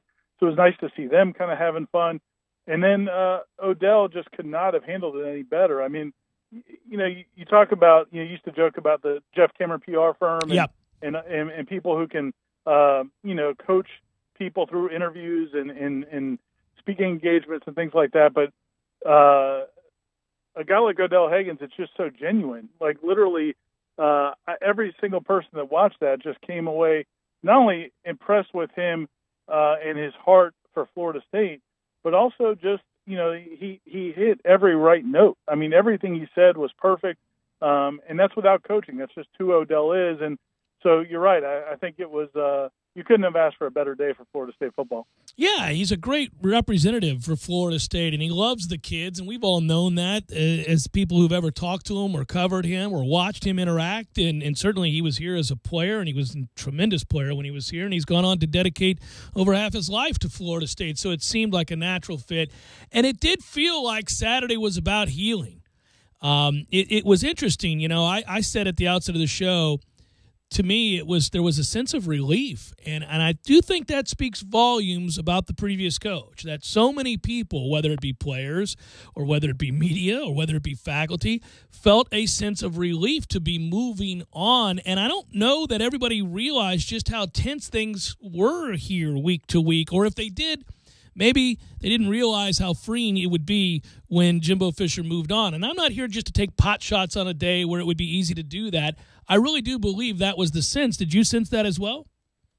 Oh, I mean, 100%. I made the comment to somebody, who works for FSU that it almost felt like some people were, and I don't want to overstate this and people are going to take it the wrong way, but it was like almost like people were being like, released from captivity or something, and people around the program just because, look, when Jimbo took over, and he admitted this to me at one point, that you have to be a hard ass when you come into a job. You've got to be the person who, lets everybody know. Sets the tone, sure. Yeah, exactly. And so he did that. And there were a lot of people who didn't agree with Jimbo Fisher when he took over that got fired, that lost their jobs. And that's not that he was malicious, but they didn't see things the way he saw it. And when people see that and their coworkers or friends are no longer there anymore or reassigned to different positions or different parts of the university, it kind of lets everybody know that, hey, I better walk the line. And so I think, that's been there for a long time. And then you add into it the pressures again of not winning the last couple of years and certainly this year. I just think that all kind of goes along where you had a lot of people, there was a bunker mentality. A lot of people didn't know what they could say. A lot of people didn't know what, if it was okay to talk to media members, if it was okay to just be themselves. So I think it and again, that's Jimbo Fisher is not the only leader that leads that way, but I think, and I'm not saying the next leader or leaders two down the road or whatever won't be the same, but I think right now it's really a good break for FSU. And so you're hearing, just as we all are now while we cover this, that the announcement is imminent, right? I've been, on Saturday I was told don't look for anything to be announced before Tuesday. Some have projected today that it might come out as early as tonight. I guess if you want to relay your timeline that you're hearing right now as to the announcement, and then also if you're hearing anything different, I don't think that you are, that it is definitely Willie Taggart. Yeah, it definitely seems to be the case. I mean, we're hearing that from a lot of different people. Until it's the handshake or whatever that you don't know for 100% sure, but that seems to be the case. And as far as the timeline, my guess would be Florida State would wait. If it got a deal was reached today, I would think it'd still be tomorrow, just to kind of get all their ducks in a row and kind of set things up. But you never know; things can leak out. Somebody tells somebody, and maybe it gets reported. So we'll see. But by all indications, it's going to be Willie Taggart, and that seems to be a choice that it seems like everybody seems to be on board with. I mean, I know there are some concerns about the overall record, but when you look at the positions he took and the challenges he took, I don't think the record's all that concerning at all. No, and I do think Florida State benefits greatly by how young he is and to his ties in the state of Florida. He is known as a recruiting monster and a guy that immediately turns things around with programs, as you said, that were hurting. This would be a program that is not hurting, but is in need of salvaging a recruiting class this year. And given his reputation in recruiting, I would imagine that Florida State would greatly benefit almost immediately. Oh, there's no doubt. First of all, being the fact that he's a Florida guy and is only a couple of years removed from being in the state of Florida, it wasn't that long ago he was recruiting at USF. So he saw a lot of these kids at camps. And it's not in terms of starting these relationships. It's about just reconnecting. In some cases, he's been recruiting these kids to Oregon. So that's a big part. And then depending on who he brings from his staff. I mean, some of his assistants now have strong Florida ties, if any of those guys come along. And then you don't know what guys, again, Odell Haggins, you would think is a guy that stays in the system and is one of FSU's best recruiters. So, I think they're going to be able to pick up, if that hire is made and it's made quickly, I think they're going to pick up ground pretty quickly. Right now it looks bad. I mean, they're number 40 in the country right now in our recruiting rankings. They only have 11 commitments left after losing 7 in the last week or so. I think he's going to be able to repair a lot of those relationships and probably swing some kids that maybe Jimbo Fisher couldn't have swung. Well, yeah, and he's got an opportunity to maybe grab some kids that were making up that Oregon class, and a good one at that, to bring on board and almost instantaneously see that number shoot way up. Well, I know we're in a position just to sit back and wait now. There's not a lot to talk about beyond just waiting for Florida State to make the announcement. I will ask you this as you look tonight. It's a big basketball game for Florida State. They're attempting to win for the fourth consecutive time over Florida. But to do it would be a huge task because this is a extremely skilled Florida team that scores in bunches, and to do it on the road would really be surprising. Do you give Florida State much of a chance tonight? I do. I mean, I think you touched on it. I heard a little bit earlier in the first hour that Florida State typically plays them well, even when they're great. Mm-hmm. And I think FSU's going to defend. They're going to defend hard. I think they're going to make it. They're going to challenge Florida, I think, and it'll be interesting. I think I'm curious to see how Florida State plays in this game, but I think it's going to be a good game. And it wouldn't shock me at all if it was close down to the stretch. Again, I think FSU's defense. Leonard, when we spoke to Leonard Hamilton yesterday, he kept on and on about how the defense isn't where he wants it to be, and I'm sure that's true. But they do play hard defensively. They've got some guys who can be physical. They've got great length on the perimeter. I think they're going to present some challenges to Florida that Florida probably hasn't seen yet defensively. Brother, I always appreciate it. I'll talk to you again real soon. Thanks, Jeff. See you, man. All right, take care. That's IrishFLWarChant.com. Hey, so, here's the thing. You go into this with limited expectations. Now, that's not a way of, hey, listen, we can't win the game. You can win the game. It's a basketball game. You got enough talent and depth that you could hang in there late and strange things could happen. I'll just say this. If they pull off the win tonight, and as you said earlier last hour, that if they win, they'll be ranked. I don't even know, if they play this game, Tom, and this final is 92-88 or something like that, and then you go on to have a good rest of the week, Florida State will be on the cusp of being ranked anyhow. I mean, that would really be a statement if they play this game close on the road against the highest-scoring team in the nation. And listen, Florida State outside of Tallahassee, not a lot of expectations attached to this program right now with what they've lost. And I've said before that I think the rest of the country is going to be surprised by what Florida State does this year, maybe even a lot in our own fan base. I'm not saying that as a way of suggesting they're a top 10 team, but I think by season's end, they could be a ranked team, and they could be certainly in the top 7, top 6 of the ACC. Yeah, maybe Kofor brings his shooting shoes again tonight. I mean, who knows? It's already surprising, folks, yeah. Right. I feel like the way this team has looked so far, I'm not going to say smoke and mirrors because they play hard, they play for each other, and different guys step up on different nights, and that's a great hallmark of a team. Well, they don't have any lucky wins so far. I mean, correct. But I just mean in terms of so Kofor goes nuts last game, and MJ Walker's in foul trouble, and Rodas didn't play well, so he had to, and then CJ Walker had to step up. It feels like they're relying on one person to make a stand in a certain stretch of a game. But I think that's who they are. That's why I like them. I think they got a lot of guys on any given night are able to do that, but no guy that you can count on every single night, if that makes sense. No, it makes total sense, and my worry is there's going to be a drought to come at some point offensively, could absolutely and you happen. could take your lumps along the way as players develop into consistent scoring threats. So I think lumps are coming. I don't know if it's tonight. Obviously, the beginning of the ACC play schedule, it's incredibly difficult. Again, last year they decided to tip the cap to the ACC schedule makers. Thanks, guys. If it was a single bird last year, this is a double birds tour this year for the ACC in the way they scheduled us to start ACC play. So I feel like in the next month, 6 weeks, there might be some lumps coming our way as we learn. But the team's potential, this is a good group, man. They're scrappy. They're talented. A lot of what for out there. Exactly right. A lot of what and they for like that each plays other. hard, plays together, plays for the most part smart. I like them. They're lacking a dominant scorer. They're lacking a guy that you can go to when you need a bucket. I agree with you. There's not that guy you go, well, you can go to Beasley here, or you can go, we don't have that right now. But I do think you have enough guys willing to share the burden and enough guys who want to give a night, get hot, start playing well, that nobody feels, an undue amount of pressure as the go-to guy. There is no go-to guy on this team. I'll feel better when Kumaje is available too, and that's the other thing. Exactly, like the down low thing. I don't know how consistent you can count on anybody to be. They're not playing Fiondu a ton of minutes, even when he's not in foul trouble. And obviously, Obiagu's a great shot blocker, but anytime he's fouled and he hasn't dunked ahead of it, you're worried that he might come away with no points in a possession. So there's just a lot of moving parts still to be figured out.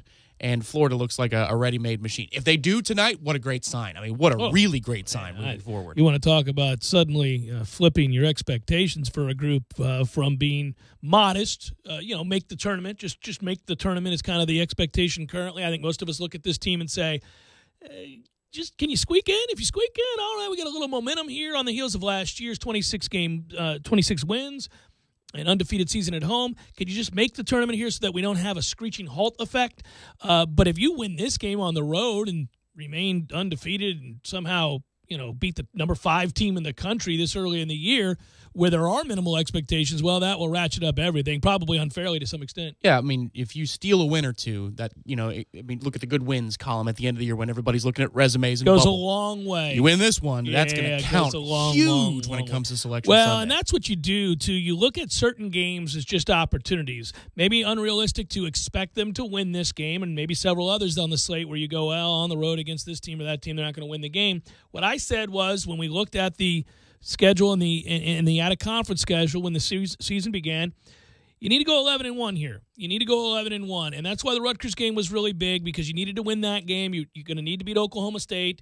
And then I thought, well, I'm going to go ahead and chalk up a loss to Florida. Now, it'd be nice if I'm wrong about that. Then you can go undefeated in the out-of-conference schedule, and goodness, that would go a long way in buoying my belief that they're going to be a tournament team. Fair to say puncher's chance? Yeah. I mean, listen, when you have length on the perimeter and they're an outside shooting team, who knows? Maybe they start to get cold. They begin to press. It's a weird series between these two. Anyhow, we've seen it before.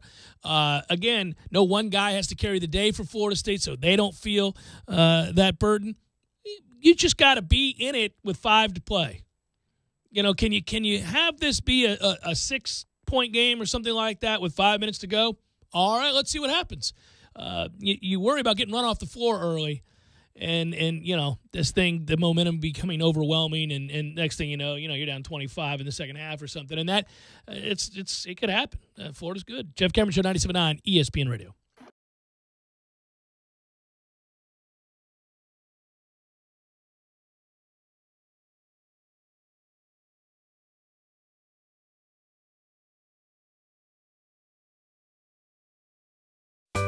Sorry, boys, I did not have time to pack. We got this. It's right here, guys. We got this. I thought I could handle it. We got this. Moving doesn't have to be a hassle. Call us first. Out of the move, home or business, we'll make it a smooth one. I forgot something. We got this. When you're in need of auto repairs, look no further than Nice Tire and Auto Service. Nice has been in business for 16 years with long-term, knowledgeable sales associates. They have the latest wheel balancing machine in the industry. And for passenger vehicles, they service AC, brakes, suspension, tune-ups, and much more. Never sit through a long wait. Nice Tire and Auto has 10 service bays to get you back on the road quickly. If you have tire problems, check out their large inventory with various Goodyear and Michelin tires. Nice Tire and Auto Service, 4792 Bluntstown Highway, 574-4100. Landowners, only Mahindra, the world's #1 selling tractor, can give you the #1 year-end deal. Let us show you how to get tax savings on the toughest tractors on earth and get up to $7,400 in discounts along with Mahindra's 7-year warranty. Plus, get an Emax 22 with mid-mower for just $134 a month.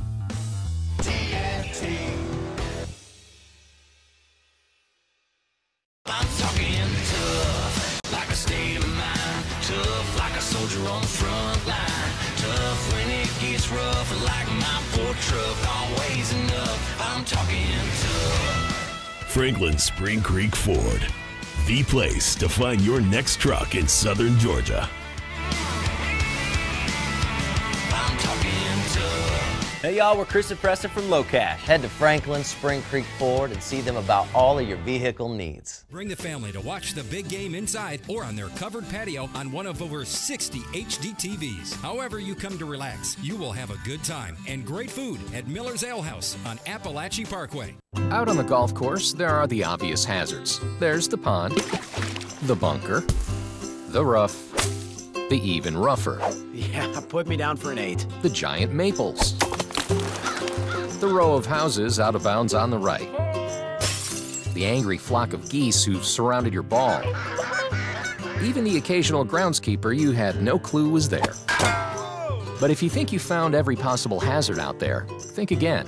The hazard you missed could actually be a killer. It's the spot on your skin, the one that could be skin cancer. Fact is, if you're a man over 50, you're in a group most likely to develop skin cancer, including melanoma, the kind that kills one person every hour. 1 in 5 Americans is likely to develop a form of skin cancer during their lifetime. That's why your best shot is to check for a spot. It's easy. Follow through and check your skin. It could be the save of a lifetime. Go to spotskincancer.org to find out how. A message from the American Academy of Dermatology. Oh no! My lunch has been ravaged by ants. Go to Bandito's Burritos. Sarah, can you step in here a moment? Sure. So, big news? Oh? You're being promoted to regional sales manager. That's great to hear, Alan. Thank you. Dr. Corporate, approved memo. Tens of millions of songs, one for every moment. Amazon Music Unlimited. For a limited time only, sign up today and receive 3 months for 99 cents at amazon.com/music unlimited. Automatically renews, cancel anytime. Sarah, you can leave now. Okay. Pros, if you're looking to save on new tools, stop into Lowe's for big deals, including up to 35% off select tools. We have pro-grade brands you can trust to help you tackle your next job, and the next, and the next. Plus, save 5% on every purchase every day when you use your Lowe's Business Credit account. See the Pro Desk at your nearest Lowe's for more details. Offer subject to credit approval. Can't be combined with other credit offers. Exclusions apply. U.S. only. Hey, Big Papi. DXL wants to know how you excel. I excel under pressure. DJ Khaled. I excel for the encore. And Sundance. I excel at any key. Oh, yeah. DXL, the destination for men's XL style. Unrivaled fits from hundreds of brands. Visit destinationxl.com or a store near you. However you excel in style.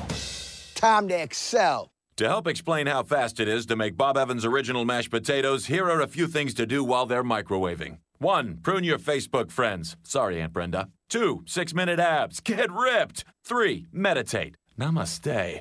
Because with Bob Evans original mashed potatoes, you take it from the fridge, then microwave it for 6 minutes. For rich, homemade taste that's really fast to make, find Bob Evans in the refrigerated section of your grocery store. It's farm fresh goodness, fast. Bob Evans down on the farm. You're locked in with the Jeff Cameron Show on 97.9 ESPN Radio.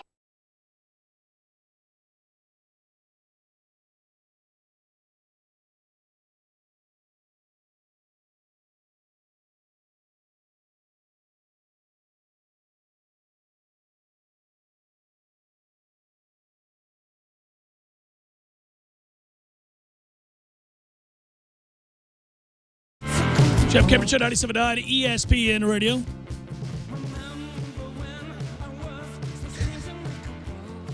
I'm listening and reading. Crank it.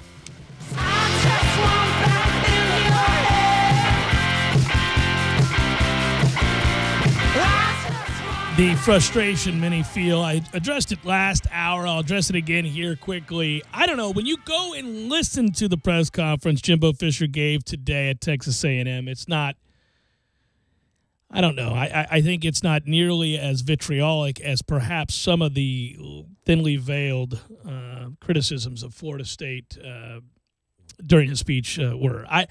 He's playing to the group that's there.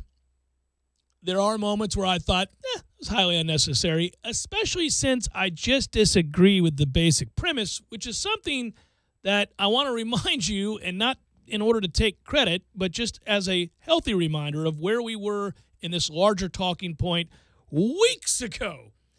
We had the discussion when he attempted to deflect, in my opinion, responsibility in the midst of a poor season by bringing up facilities. That's what he's doing in that situation. People say, well, he didn't blame this bad season on facilities. When you evoke facilities discussions in the middle of answers to questions that have nothing to do with facilities, that's exactly what you're doing. And that became the narrative that he pushed behind the scenes, and then with those that he did talk to in the press, especially nationally, it was as if they were his PR rep. You heard several people, in particular Kirk Herbstreit and others, echo the sentiments that they got directly from Jimbo. So I thought it was misguided. I thought it was a mistake, a PR blunder, and I thought it was irrelevant at the time. And it was something that at the time concerned me because it made me wonder what he was setting up. Now, obviously we know. We know how it played out. I think he was doing that, as a power move to gain control of the finances behind the scenes and the structure, and he lost. Now, he wins financially, long-term. He's set for life. He already was. That's what that $40 million guaranteed contract was in the buyout, right? He was already committed to by the university. They had given him everything, the practice facility, the stadium improvements, the locker room improvements, all the stuff to the facility that you could want, and they had already said they were going to do the standalone football facility. So this was really a moot point that he was pushing, and I think it was, again, an effort to deflect, and it was a mistake. And I'll always think that, and I'll also always think that that's a shame because I think he could have been very transparent and people would have understood. If I walk in and tell you I got offered a 40% raise and that there are opportunities for me and my family, and we all know that situation, medically speaking, is obviously time is of the essence. You have an opportunity to make great gains in that department in fighting Fanconi anemia with that kind of money and those kinds of donors and people who would be willing to contribute to the cause at Texas A&M for the hospital in Houston.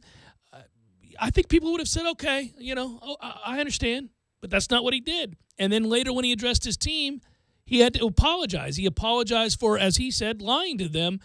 He said, I told you I'd be the one who would tell you if I was going to Texas A&M. And I truly meant it, but somehow these rumors got out there, and I don't know how that got leaked. Oh, come on. We're not children. You had two separate chances to tell them you were going because you were going weeks ago. So don't do that. Just don't do that. That's what's ugly about all this because it didn't have to happen.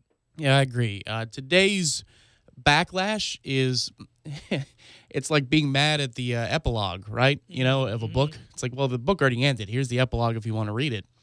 And the time to be mad was in recent weeks. For me, it was last week when I learned about how the recruiting had fallen by the wayside. Well, that he wasn't placing calls to recruits for weeks, almost a month. Telegraphing a pass. He understands that. He's a quarterback. That is telegraphing your move.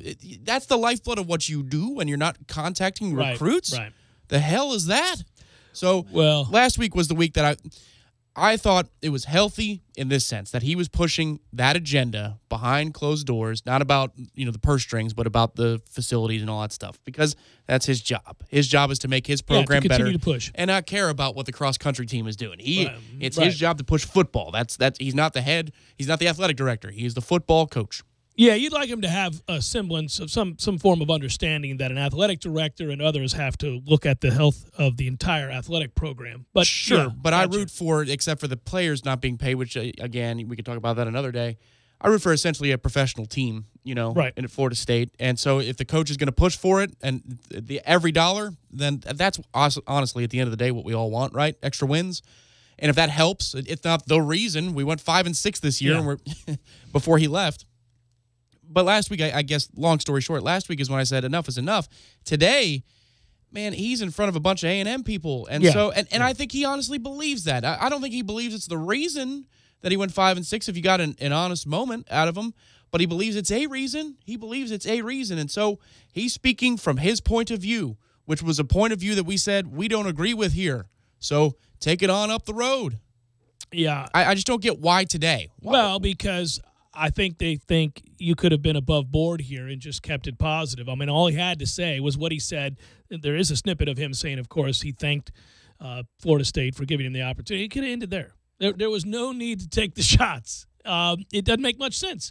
I mean, you're in a situation where if you're thinking like him, in his mind, he's in a better situation. He's rich beyond his wildest dreams. There's no reason to be petty and to take shots. It's once again kind of grasping at straws there and excusing away what's been a poorly coached team this year. I guess I just wasn't surprised by it. Maybe that says it all. I think it does, and I think to tell you that I wasn't surprised either is once again another confirmation for why it is so many people felt relieved over there on Saturday when I walked into the Moore and when I walked into the press box. And, I did. I told my wife when I got home, she goes, well, how was it? And I go, well, that was interesting. Everybody I ran into felt like as if they were freed from prison. She goes, was it that bad? I go, maybe we just didn't know that it was. Jeff Cameron Show, 97.9 ESPN Radio.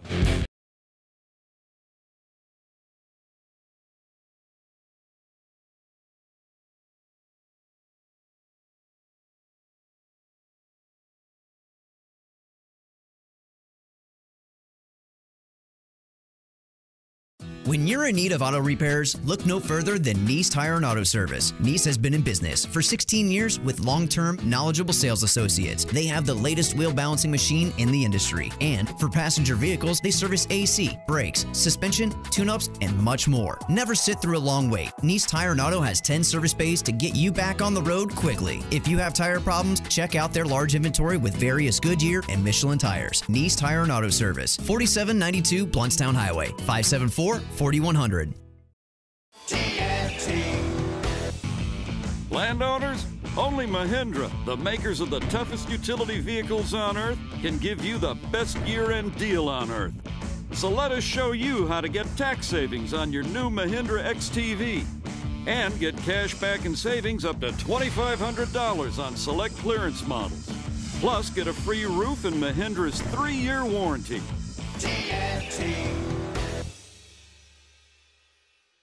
I'm talking tough, like a state of mind. Tough, like a soldier on the front line. Tough when it gets rough, like my Ford truck. Always enough, I'm talking tough. Franklin Spring Creek Ford, the place to find your next truck in southern Georgia. I'm talking tough. Hey y'all, we're Chris and Preston from Low Cash. Head to Franklin Spring Creek Ford and see them about all of your vehicle needs. Sorry, boys, I did not have time to pack. We got this. It's right here, guys. We got this. I thought I could handle it. We got this. Moving doesn't have to be a hassle. Call us first at 2 Men and a Truck. No matter the move, home or business, we'll make it a smooth one. I forgot something. We got this.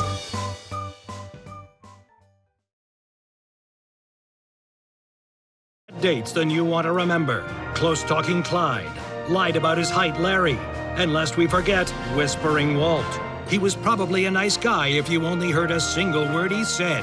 Just-in-time Jane is famous among friends. She deserves a Bud Light. Enjoy responsibly. Bud Light Beer, AB St. Louis, Missouri. At Whole Foods Market, we believe in real food. Food that's full of nutrients. Naturally vivid and colorful, fresh and delicious. Food that connects you to your body, to the seasons, and to the natural world. We believe food should nourish you and help you think. It should help you feel calm, clear-headed, and strong. It should help you do more, sleep better, and wake up happier. That's food that lives up to its name. We believe in real food. Whole Foods Market. Wow, this is great. E+. E+?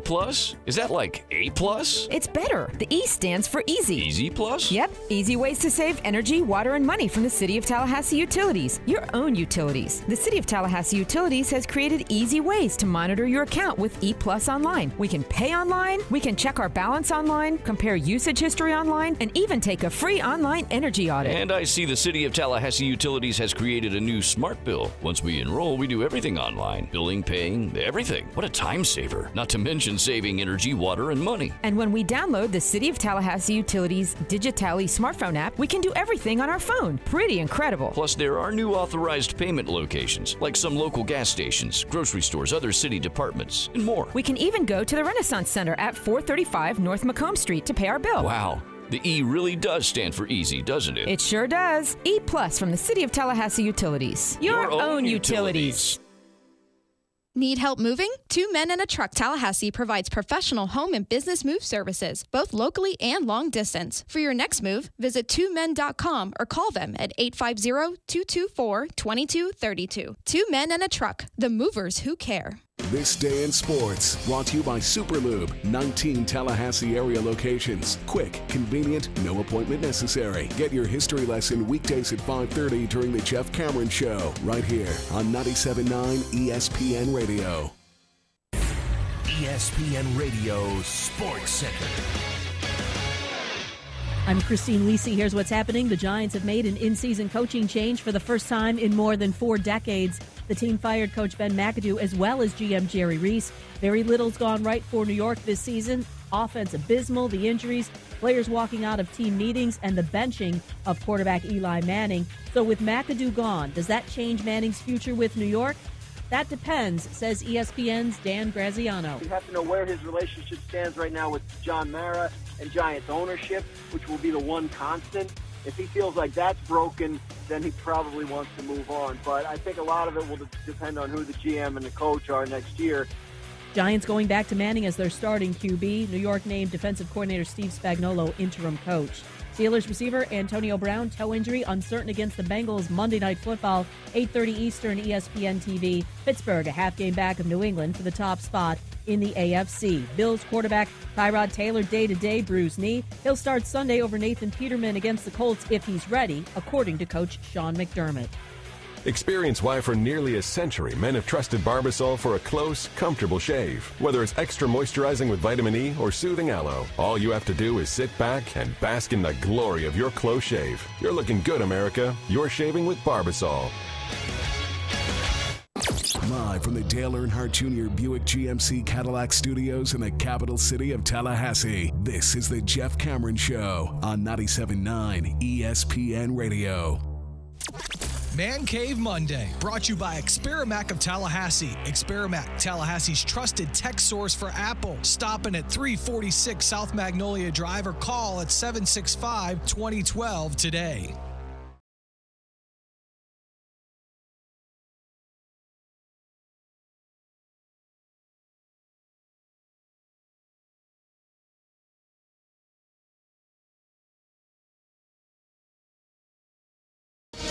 You know what I like now that all the bowl games are in place? We get to soon do our swag segment, baby. Yes, sir. What do we get for going to Shreveport other than a thanks for coming to Shreveport? I don't know. There were a couple of bowls last year where you didn't expect. I think the Dollar General Bowl was really good last year. Really? Yeah. That's a bowl? I don't remember announcing the Dollar General Bowl. If Did I I make fun of it? I'm surely I did. Yeah, but the funny thing was the swag was actually pretty strong. Better than $1. Yeah, all right. That's exciting. I'm not going to say. Yeah, what buttons do I hit? Do I continue to hit the Jimbo buttons? You know? No, we got new ones. I got to find new ones, right? Well, when we have Willie Taggart on the show tomorrow and he says some interesting stuff, it'll be perfect. We'll be able to do that. Hey, so I guess you can hit the coaching carousel. I mean, you can hit it one last time, maybe a penultimate time, because we might have to hit it again tomorrow. I'm not sure. All aboard the coach's carousel. I don't work here. You do now, son. Yes!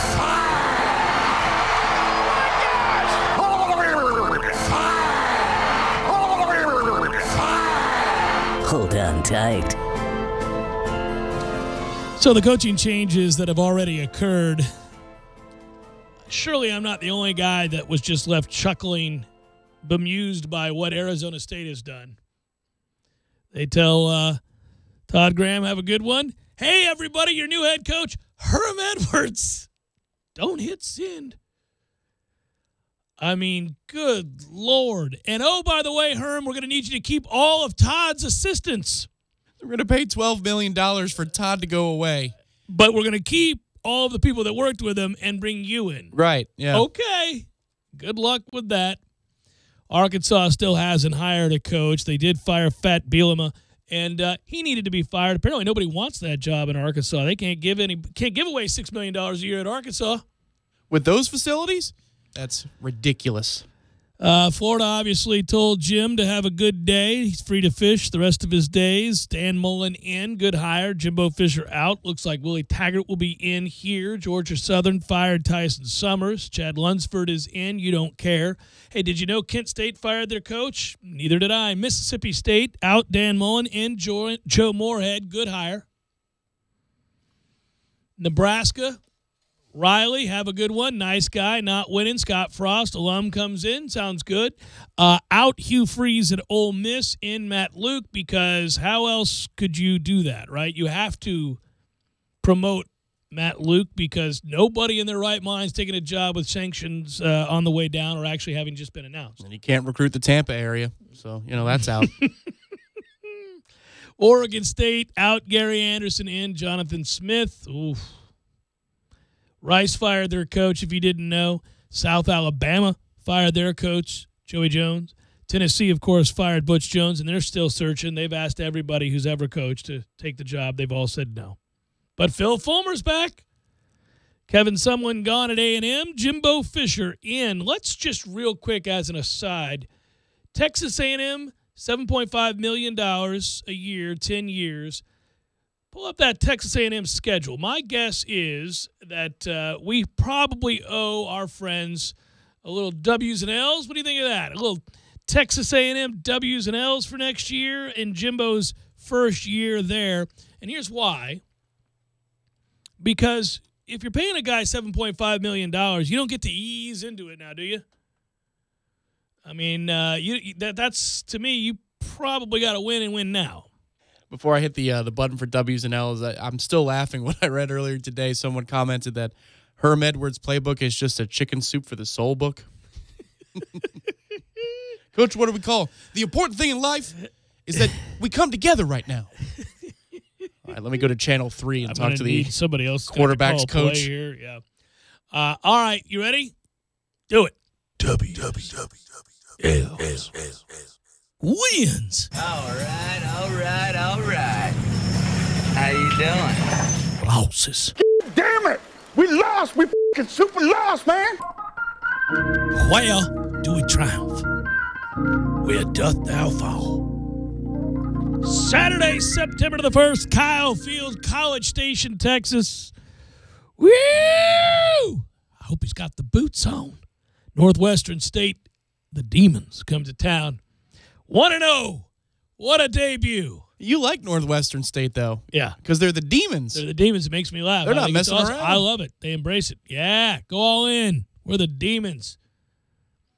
Clemson rolls into Kyle Field there at College Station next year. That ought to be fun. So you get one pass. You get that pass against Northwestern State. Clemson rolls on in. I'm going to take Clemson. Advantage Dabo. I'm going to take Clemson. Yeah, 1-1. They get ULM. We saw that. 2-1. Then Alabama on the road. Woo! Tough road to hoe, huh, Jimbo? That's 2-2.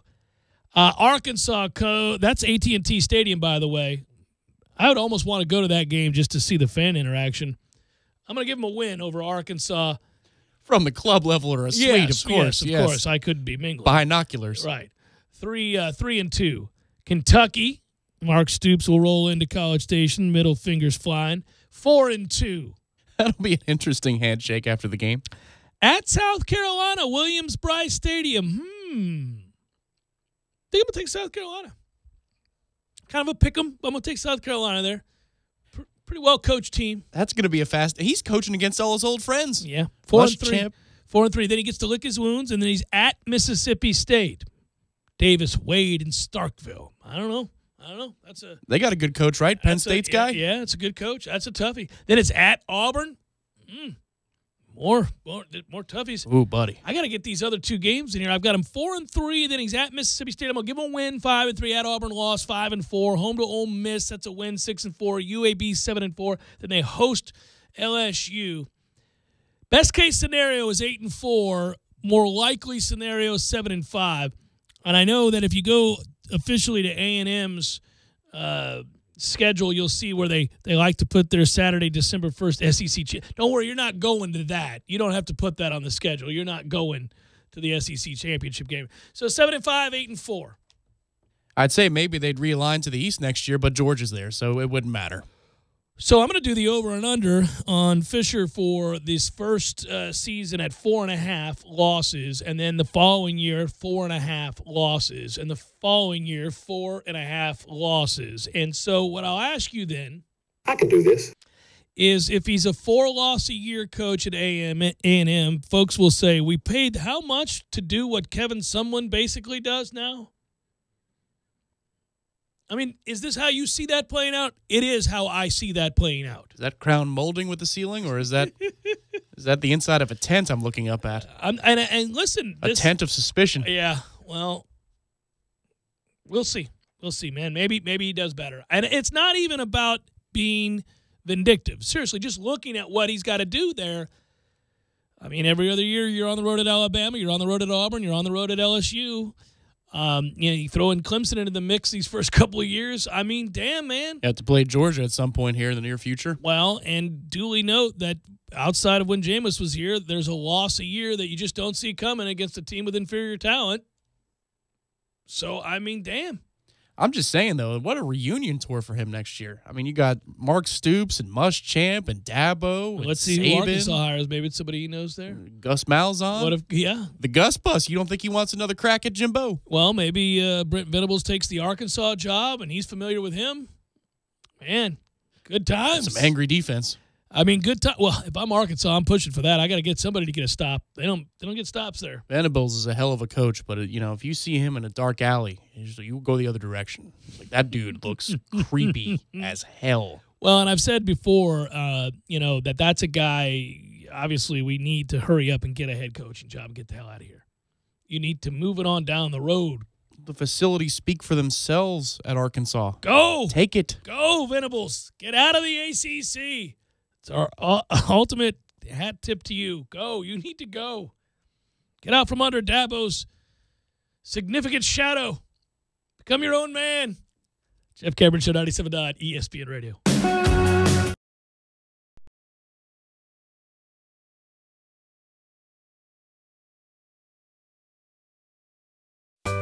Sorry, boys, I did not have time to pack. We got this. It's right here, guys. We got this. I thought I could handle it. We got this. Moving doesn't have to be a hassle. Call us first. No matter the move, home or business, we'll make it a smooth one. I forgot something. We got this. When you're in need of auto repairs, look no further than Nice Tire and Auto Service. Nice has been in business for 16 years with long-term, knowledgeable sales associates. They have the latest wheel balancing machine in the industry. And for passenger vehicles, they service AC, brakes, suspension, tune-ups, and much more. Never sit through a long wait. Nice Tire and Auto has 10 service bays to get you back on the road quickly. If you have tire problems, check out their large inventory with various Goodyear and Michelin tires. Nice Tire and Auto Service, 4792 Blountstown Highway, 574-4100. Landowners, only Mahindra, the world's #1 selling tractor, can give you the #1 year-end deal. Let us show you how to get tax savings on the toughest tractors on earth and get up to $7,400 in discounts along with Mahindra's 7-year warranty. Plus, get an Emax 22 with mid-mower for just $134 a month.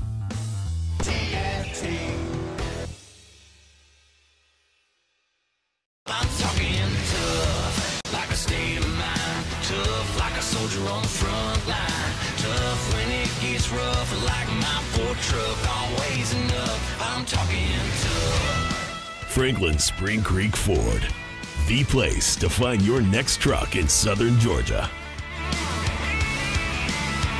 I'm talking tough. Hey y'all, we're Chris and Preston from Low Cash. Head to Franklin Spring Creek Ford and see them about all of your vehicle needs.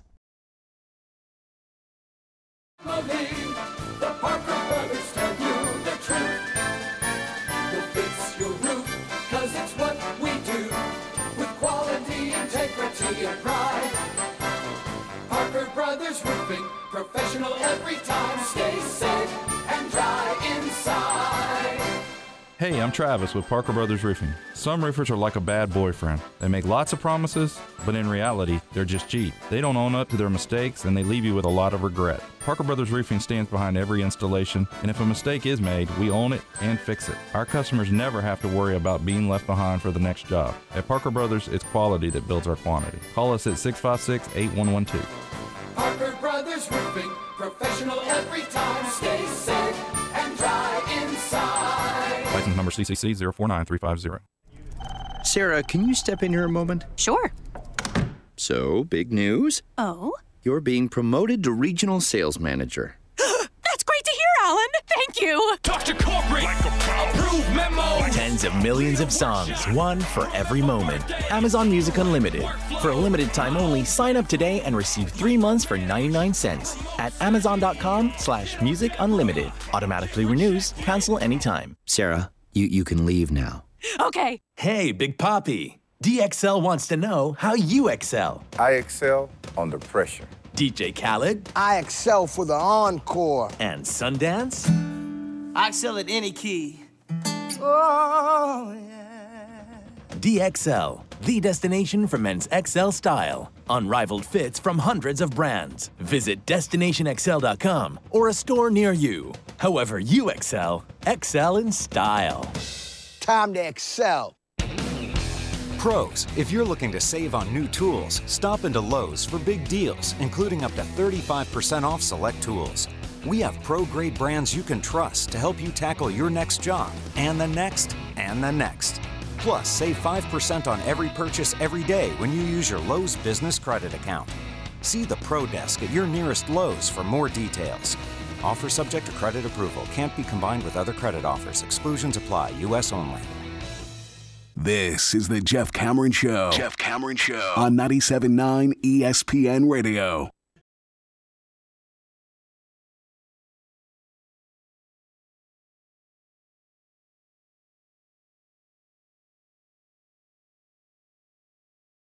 What happens now is, I mean, it's hard too because everything moves so fast, and you're ready for the announcement to be made. You're ready for Willie to get announced and to tell us the intentions in terms of staff. Really, that's kind of the whole thing here. Right now, you want to know who's he bringing. For example, there would be reason to get very, very excited if he's able to convince Jim Leavitt to come with him. He's with him out there at Oregon currently. Of course, we all remember Jim Leavitt and the great job he did at South Florida, but that also ended pretty ugly and was something that we thought at the time could ruin his career. Now he's slowly been able to put the pieces back together and is not viewed as a pariah. Comes here as a defensive coordinator. I think that a lot of us would be very excited about that. He's a very good defensive coordinator. But that's one guy, right? You're wondering, Cristobal is with him right now, for example, out at Oregon, and would he come? I'm told no, probably not. Probably too much for him to stomach putting the garnet and gold on, and he's also waiting on a head coaching offer at one of the smaller schools. So I don't think that I'm not ruling him out, but it doesn't seem likely. The other rumors that had been out there would they be that Willie would reach out to Ron Dugans to bring him back home to Florida State. Ron, of course, coaches with Miami and has done a good job and is a good recruiter, and I think a lot of people get excited about the idea of bringing him back to Florida State. I would raise my hand on that one. Would Willie keep Odell Haggins? And would Jimbo want to bring Odell to Texas A&M? All those things. Damian Craig. And these are guys now we're all sitting back waiting who's going to comprise the staff because it's one thing to have your head coach in place, but you need to know who else he's going to bring with him. You can guess there'll be quite a few guys that can really recruit. The head man might be a different person, but, when it comes to assistant coaches and whatever plans they have to move up ranks as coordinators or head coaches themselves, those don't change. And I would think, if you're Mario Cristobal, and again, it's Florida State, so I get it. But, you make a one-year splash here, and let's say we win 10 games next season. You put that on your resume, and now you've used it as a stepping stone, but everybody benefited from you using this place as a stepping stone. And I think that's something to look into and look forward to is, maybe our coaches will be wanted again by other universities after the staff fills out. I'm not even trying to take a dig. Like, that's just true. maybe we'll be in a position where coaches want to come here because they know you can advance your career through excelling in Florida State and either get a promotion in-house or go get that big job you want elsewhere. I would think Jim Leavitt is a couple of years away, if he were to come here, of succeeding with our athletes, getting another shot at a head coaching gig if he wants one. Well, and I would think if you're a coach that does eventually want to move on and have opportunities to become a head man, when you look at as we say, the cupboard is not bare. When you look at the players that you have a chance to coach, you're almost certainly going to succeed. I would think that, gosh, in particular, I know they're losing some people on defense this year, and that's tough to replace a Derwin James or Josh Sweat and others. But there's plenty of talent left behind, and it's almost like when Mark Stoops did come here, for example. We were so frustrated by what we weren't getting previous, and we were saying to ourselves, wait a minute now. You just got to get us to be average, and then we'll take a step forward in other ways, and we'll begin to uptick in recruiting. But my expectations for the next DC here wouldn't be for him to be average. It's going to be for that team to be good and to be attacking and to be less mistake prone. And I think the idea of coming here as a DC or an offensive line coach. Now we'll see. There's a little bit more work to do on that offensive line, but you still have some talent. There's no doubt. But, Mark recruited and Mark excelled here. We weren't just an average defense. No. We climbed the ranks to elite very quickly, yes. Because those are the caliber of athletes you can get at Florida State, and you ought to kick ass and take names. That's the whole reason for the expectations. And Second time I thought I had to go to the dump. And the frustrations when it doesn't happen. Final hour, forthcoming. Stay with.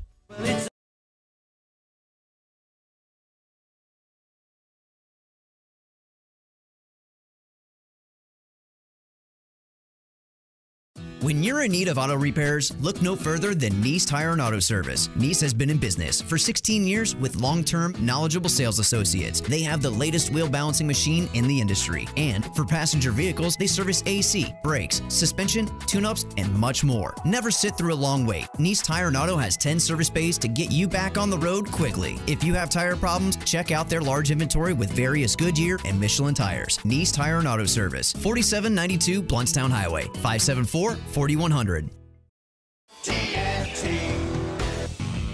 Landowners, only Mahindra, the makers of the toughest utility vehicles on earth, can give you the best year-end deal on earth. So let us show you how to get tax savings on your new Mahindra XTV and get cash back and savings up to $2,500 on select clearance models. Plus, get a free roof and Mahindra's 3-year warranty.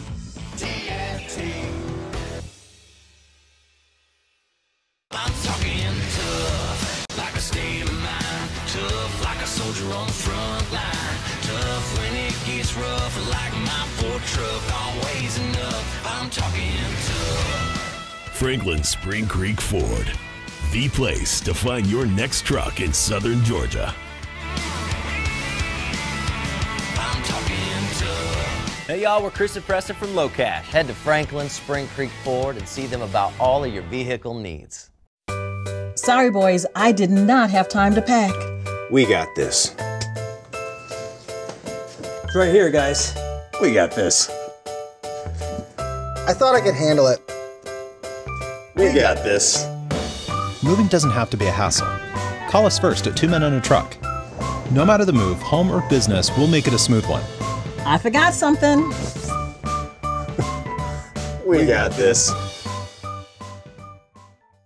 What in the world are you doing here? You don't even golf. Be that as it may, Jeff, my holiday spirit knows no bounds. I come bearing gifts. Outstanding. What do you have there, sir? 3 gifts. Gold, frankincense, and mahi fingers for all. Gold and frankincense not included. Very thoughtful of you, Eddie. You don't have to do this, man. That's what we do, man. This is the holiday season. This is the time when you show the people you love and the people that you care about just how much they mean to you. You're absolutely right. I'm glad we get to share this with the community together. Well, that's why I'm here, bud. Well, that. And I want to use that driver you got. It's a par 3, Eddie. Not using the driver. 7! Gordo's, bringing the flavor and flair of Cuban food to Tallahassee since 1996. Wow, this is great. E+. E+? Is that like A+?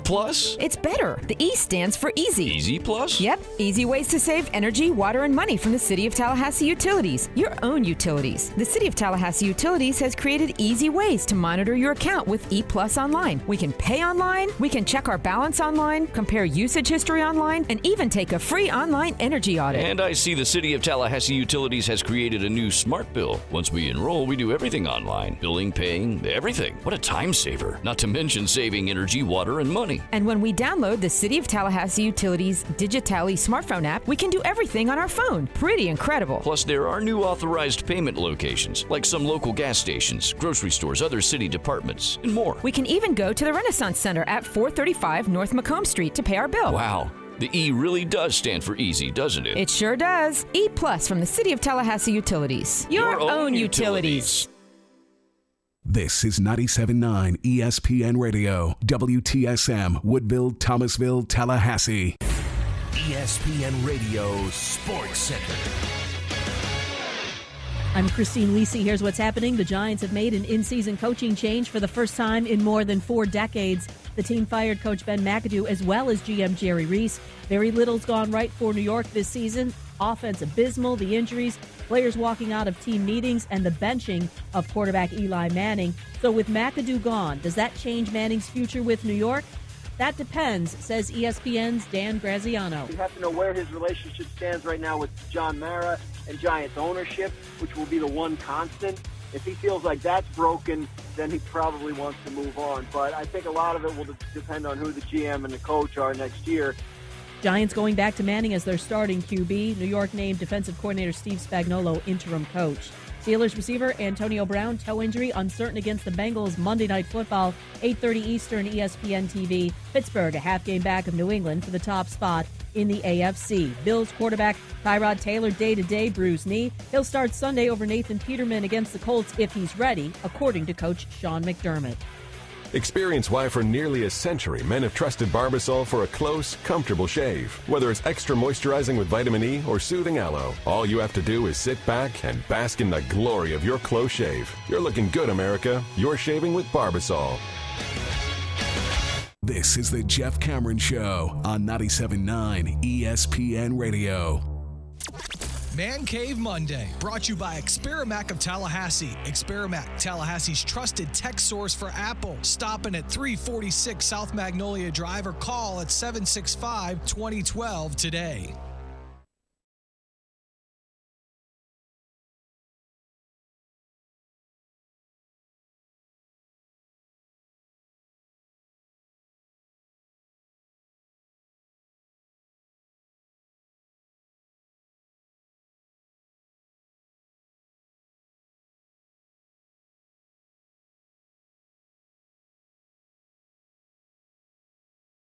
Final hour of the Jeff Cameron Show, at least for today. Thanks for tuning to it. I'm Jeff, that's Tom. We're online, ESPNTallahassee.com. That's where you go to listen live via the streaming, free always. Don't miss anything. If you do, we got you covered all 3 hours. Going to be posted both on iTunes and in our own audio vault upon the conclusion of today's program. You can always email us as well, jcs at 979espnradio.com. Find me on Twitter at jcameronshow, WTSM app.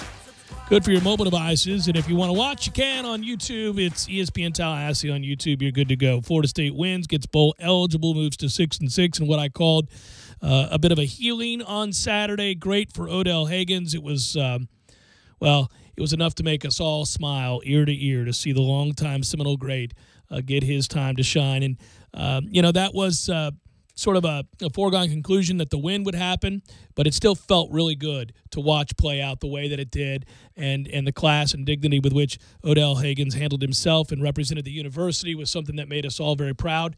I guess in a weird way, between that win and the ability to move on and to do so with a guy that we all cherish and think very highly of on this particular Saturday, kind of allowed for some of the negative feelings to absolve. I, for one, didn't spend a lot of time on Saturday or even Sunday or even prepping for today's show worrying about what Jimbo Fisher was doing at Texas A&M. I said it on Friday last week. I'll say it again here today as you jump in your cars and you're on your way home. Florida State's better off today. and that's not an embittered take. That is a situation where I think both sides needed to move on, and Jimbo Fisher will go to Texas A&M, and we'll see what he does there from afar. But Florida State needed to move on here, and they get the chance now to start fresh, I think, with a guy that's going to come in and make an immediate impact for the positive. Willie Taggart is a guy that can build consensus. He's a guy that gets people to believe and unify. He's a guy that's done that in his brief time as a head coach, both at Western Kentucky, as he guided them from FCS to FBS and to their first ever bowl game, and turned around a culture that had seen 26 straight losses before his arrival to within 2 years having a winning record and going to a bowl game. He did it when he took over for Skip Holtz at USF after he had run that program into the ground and really coached like a buffoon. They were 3-9 in his final year there, and Taggart came in, had a first year that was not one to write home about, 2-10, recognized he needed to make fundamental changes to his offense, was really kind of ramming his head against the wall trying to run a pro-style offense when he knew that he didn't have the personnel to do that, so he was willing to accept that, make changes, run in the power game, but also go ahead and play spread and get your quarterback to run the football some, and they did that, and it worked out. And by the time he left there, 10-2, and had won 17 of the last 21 games he coached, and parlayed that into a big-time Power 5 job at Oregon. Inherited a 4-8 program there, is 7-5. Would have had a better record even that first year if his starting quarterback hadn't missed 6 games. But nonetheless, 5-1 when he was on the field. But nonetheless, you see the impact he has there. And talking to Oregon people, you see that they appreciated his ability to foster the fun in football once again amongst those players. And so if it is Willie Taggart, we think certainly it is, 99% likelihood, unless something goes terribly wrong in these negotiations, which we hear are underway in the state of Arizona now, as he was out on the road recruiting. An announcement either to come late tonight, maybe something unofficial, but an official announcement we think tomorrow. We're not entirely certain, but it does appear to be imminent. If that's the case, Florida State can hit the ground running, I think, and maybe salvage what is recruiting class now that has fallen from top 10 down to 40. He's a great recruiter. We'll hear about that staff. We'll see if he gets some of the guys that have committed to Oregon to flip, and a few others that are kind of just waiting to see what Florida State does. No doubt we'll be very excited about that news. Yeah, it's fair to say then, and you kind of hit it, but it's fair to say that you wouldn't be stunned by a media report that a deal has been reached tonight. Yeah. Tonight, and that a Florida State report or confirmation is an official announcement tomorrow. Perhaps tomorrow. Yeah. I was told I talked to a couple people who said, look, nothing's going to happen, and I talked to them on Friday and Saturday, and those folks indicated to me that they didn't believe that anything would be announced before Tuesday. Said maybe if this is expedited, both sides see it eye to eye and say, hey, listen, completely agreed to terms here. We're excited just as you are. Let's go ahead and go with this. That maybe then it could come out today. But I was also told that he wanted an opportunity to go back and address his team and talk to the kids at Oregon. That he's been up front with them from the beginning, saying that he did have interest and that he wasn't going to lie to them, that, in fact, he was going to meet to talk about the Florida State job. He didn't know at that time whether or not he was going to take it, but he certainly was open about the idea of at least hearing the offer. That said, I imagine that a guy who's willing to admit that to his team and talk to them and address them collectively, that he would then also want the chance to go back and tell them if he's accepting the offer from Florida State. Well, and certainly there's a bit of professionalism from Willie today in that he reached out to the folks at Oregon and said he would, in fact, be meeting with Florida State. That's a report out of Oregon itself. Yeah. It's a local reporter up there. In Eugene, yeah. In Eugene, TV and radio reporter. So, yeah, I mean, it's fair to say the whispers are audible. We can all hear the whispers. They're quite suggestive. It was early last week I said that Willie Taggart would be the next head coach at Florida State. I haven't wavered once. There hasn't really been another serious candidate. And while they are always going to protect themselves and fully vet and listen to the people that are perhaps expressing interest in the job, which is what Florida State did, was sit back and field calls from agents and those that would represent big-time coaches. And I know that they were not surprised, but very pleased with the number of people that were interested and threw their name in the hat, if you will. You owe it to yourself to hear it out and let it play out and find out who's in and who's not, who's potentially interested and who's not. But I believe Willie was always the leading candidate, and I think that is solely based on merit. He's a guy, he's got a lot of what you want at 41 years old. This is a young man's job these days, man. College football is tough. recruiting, I wouldn't want to be a college football coach. Well, I'd like the money, but aside from that, I would not like the schedule. I think you got to go younger here, and that's what I was saying when we were looking at a number of candidates. I'd skewed younger and just talking about every one of them. As we went through every candidate, I said if he's over 55, he's out of the running, just about. And it's not that you can't do the job if you're older than that. It's just that I don't want to start there. I'd like to look towards a younger guy, and he's 41.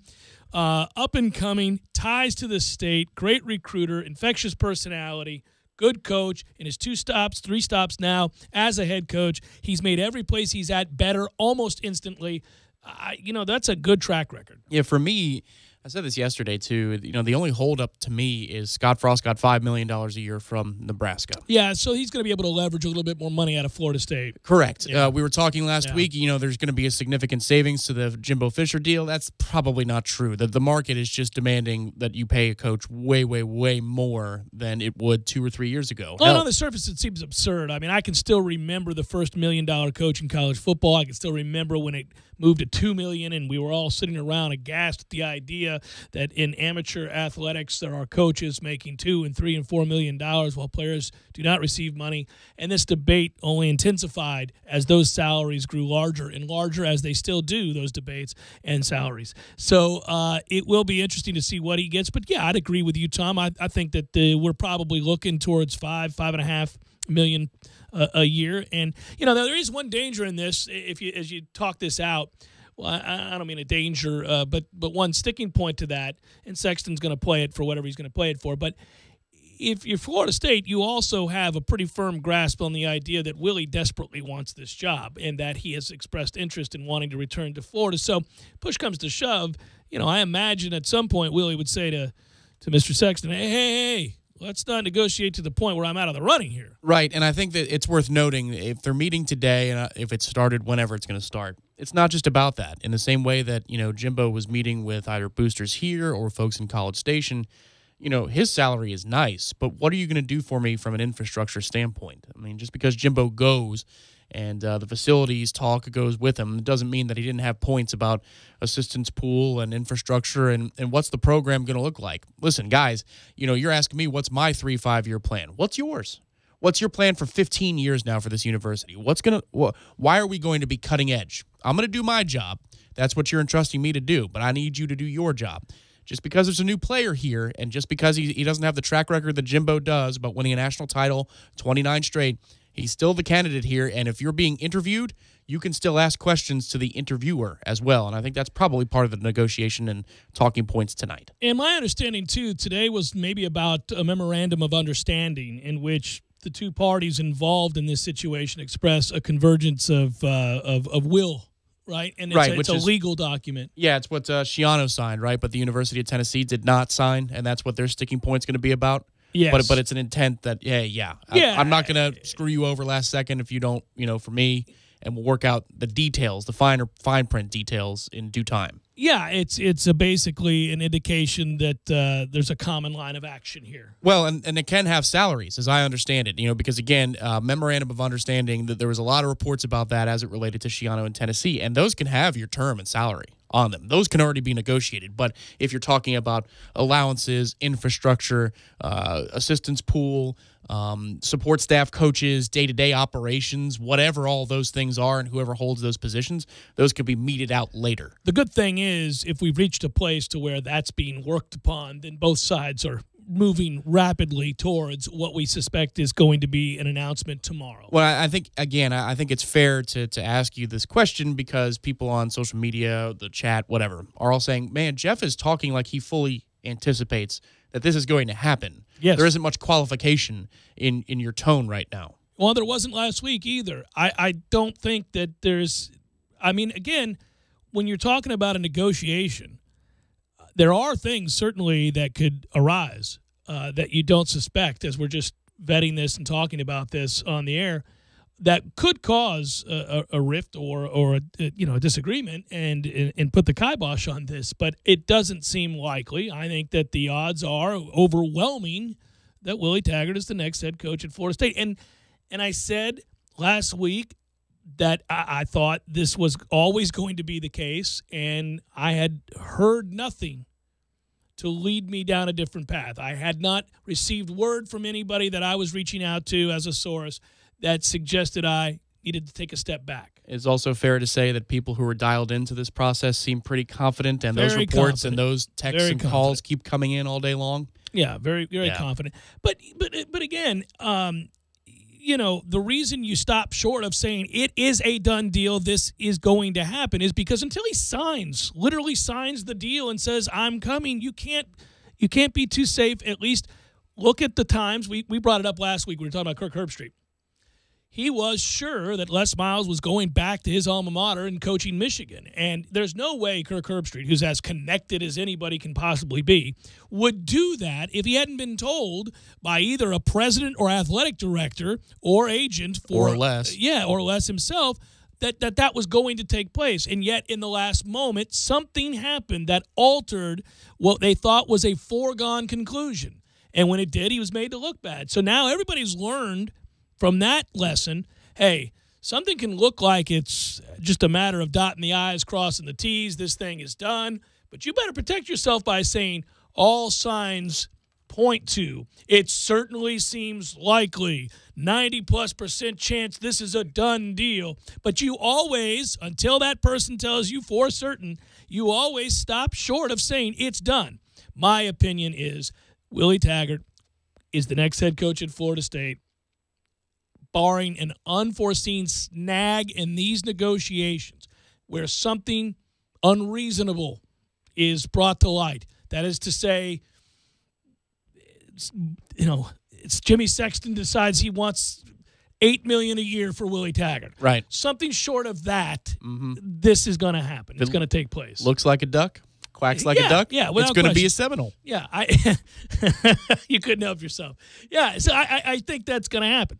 By the way, big news out of college football over the weekend, of course, is that the playoff is set. Miami gets blown out by Clemson. Clemson cementing their place as the 1 seed.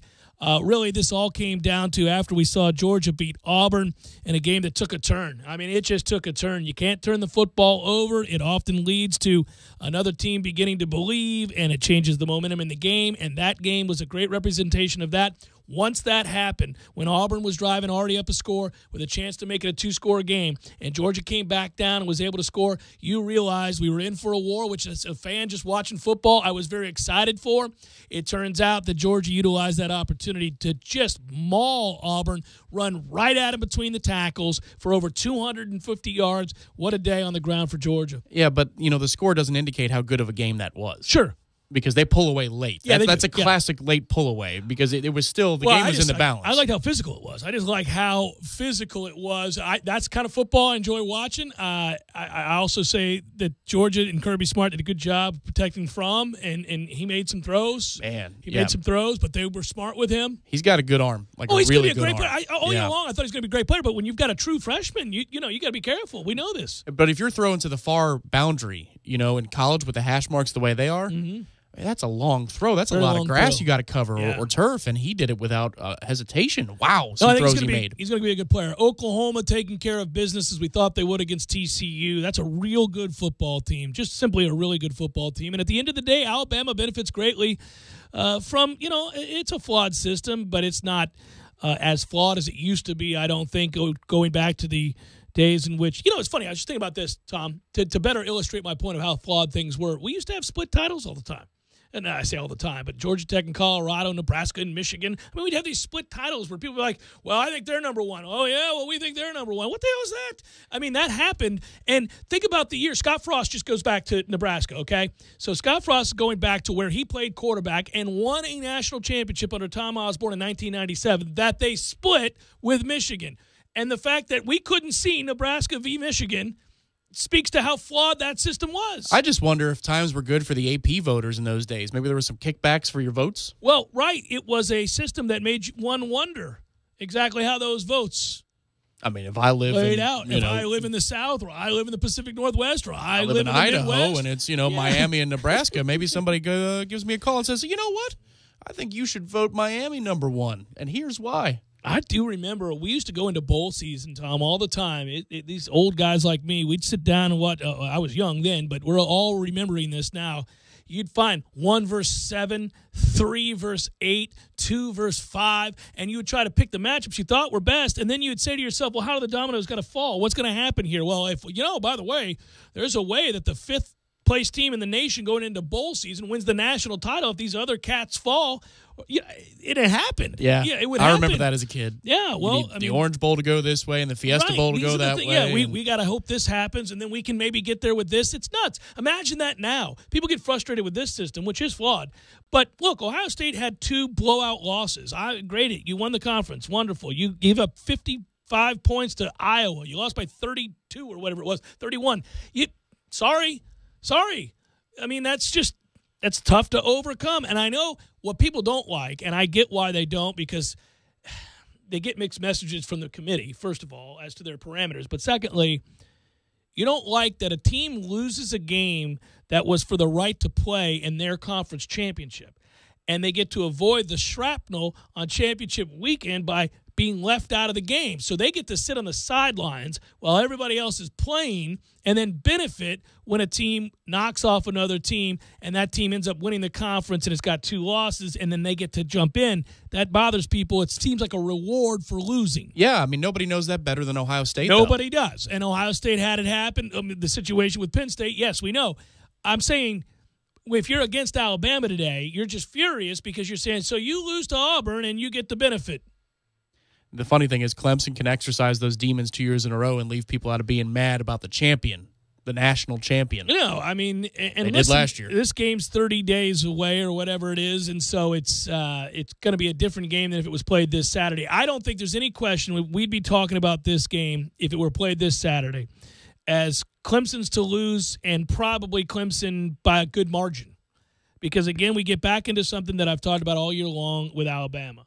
Is if you can take away Jalen Hurts' ability to kill you with his legs and just make – and it's easier said than done, it is – but make him throw the football consistently from the pocket or something close to it. He hasn't really shown that he can be consistent. He has had games, by the way, and I'm remiss sometimes when I talk about him. He's had games where he's proved it. It's just that he's not been consistently able to do it. What I'm really happy about personally is that these are the matchups I wanted. This is the 1-4-2-3 that I wanted, and this is going Georgia, to be Oklahoma is going to be fun. Oh man, what a day! And by the way, if I didn't give enough praise to Georgia, give it up to Georgia because look, that game was trending towards looking like the game that was played previous with Auburn, but they were very physical. They create turnovers, and they ran the football and really turned the game in their favor and then just really bludgeoned Auburn there. And, you give them credit. That's a remarkable turnaround from the first time around they played. So our Final Four is set. By the way, Florida State off to Shreveport. All right. Shreveport. Little 7-6 action, though, if they want it. Well, I mean, I want it. I'm excited about a winning record. You stop short. I tend to go to every Florida State bowl game, partly because I'm media, partly because we cover it while we're there, partly just because I like to go to the bowl games that Florida State's in. I'm just going to be honest. On December the 4th, I'm not going to Shreveport. I'm not going to the Independence Bowl. I won't be there on the 27th. You can go. You're not going? I'll be okay. It's holiday week.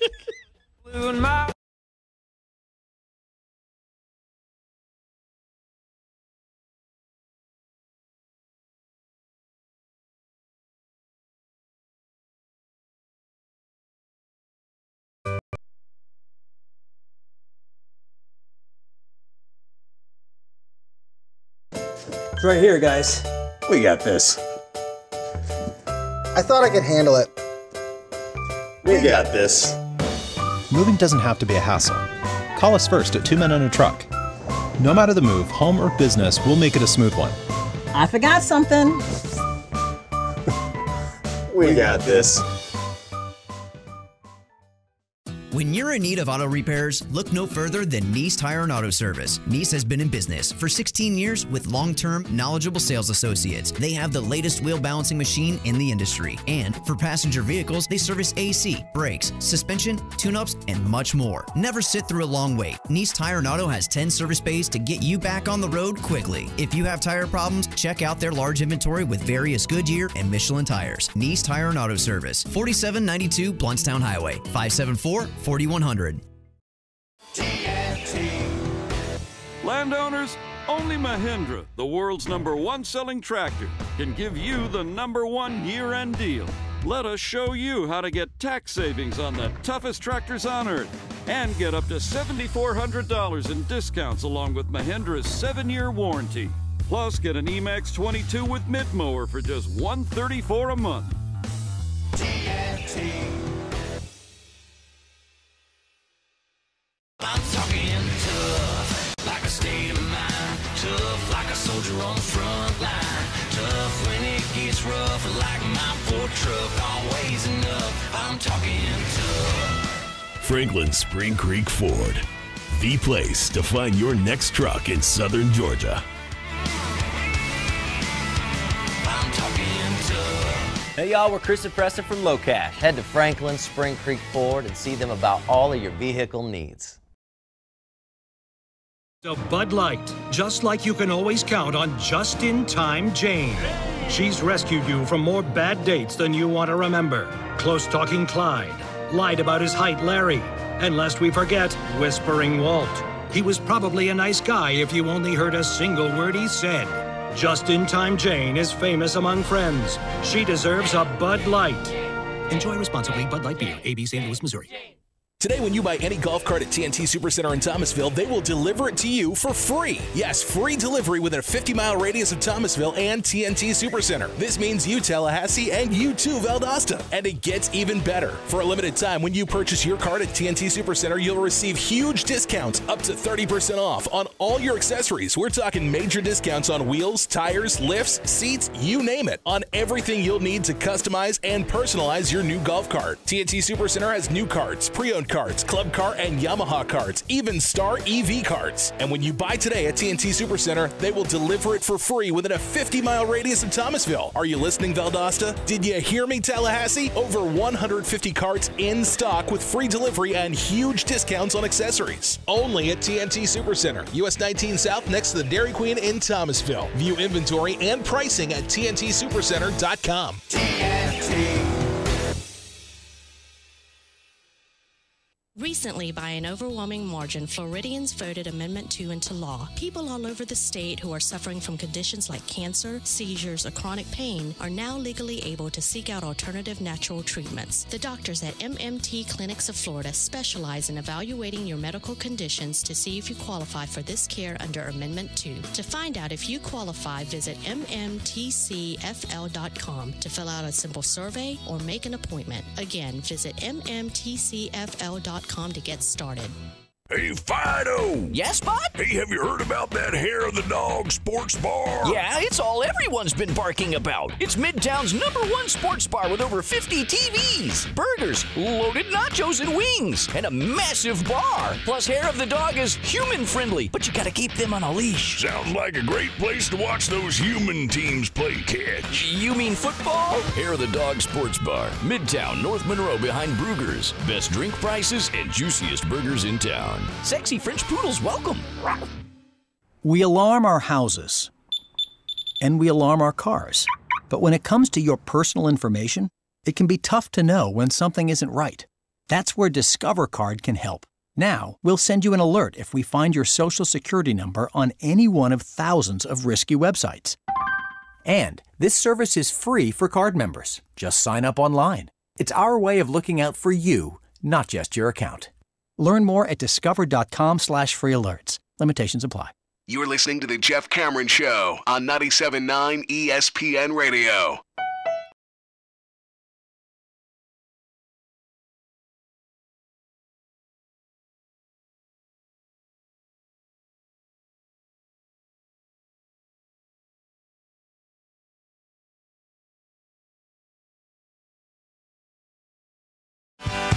Clemson became the sixth team to win 3 consecutive conference championship games with that 38-3 win over Miami. Georgia, as I mentioned, I misquoted the number. It was actually 238 yards that they ran for en route to winning the SEC championship game, not 254. Sorry about that. It felt like 254. It felt like 354. Baker Mayfield improved to 5-0 in his career against TCU. TCU will be happy to see Baker Mayfield moving his ass on down the road. And Ohio State holding Jonathan Taylor to a season-low 41 yards rushing. Buckeyes win their second big title in the last 4 years. Not good enough to make the playoff, but they do get that Big Ten title. Also, of course, the other big games, UCF 62, Memphis 55. Fun game to watch. A lot of fun. I watched that game off and on with the others as we had the simultaneous TVs rolling. Yeah, do you think that Urban Meyer called a local Papa John's yesterday after the announcement?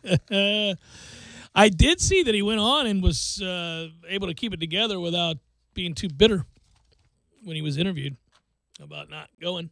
Well, I just like that it gives me a chance to a week earlier spend time with my family.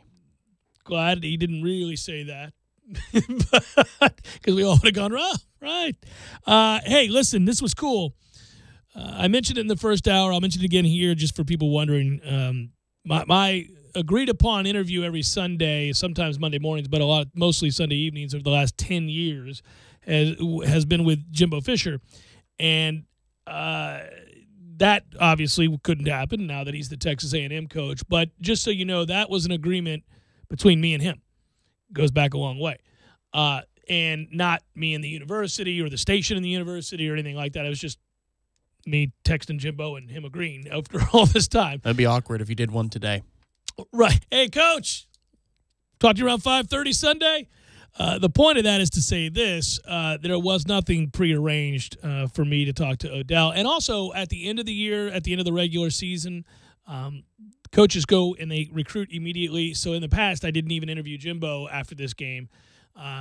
So I didn't have anything in place, although it would have been cool. And maybe I should have tried harder, but I didn't. But he did talk, and, man, it was good to hear him talk. It was good to hear the message he had, and I was happy for Odell because he's as committed a Nole as there's ever been and has given over half his life to being committed to Florida State. So this is Odell Haggins. We've kind of condensed it. It's about 4.5 minutes long. The interview or the press conference he gave was longer than this, but we basically we got the essence of that thing, and this is Odell Haggins from earlier today.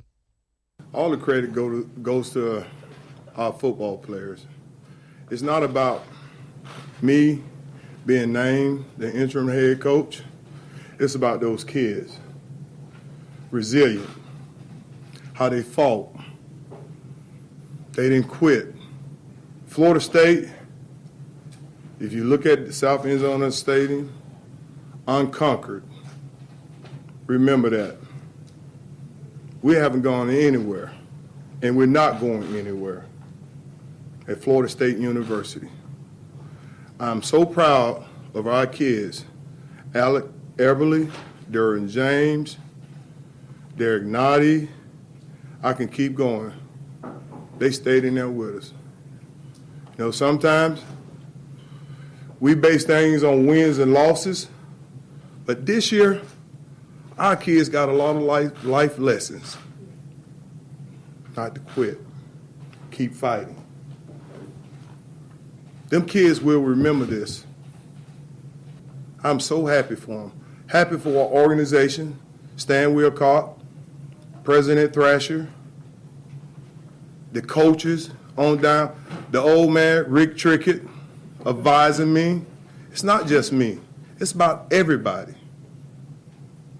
Lawrence Dawsey, Damian Craig, Randy Sanders, Charles Kelly, Brad Loring, Bill Miller, Tim Brewster, Jay Graham.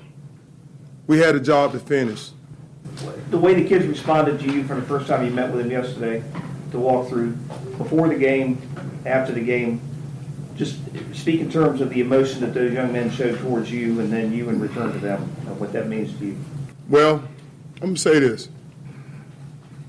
Me and Coach Fisher are close. We share some of the same values with young men.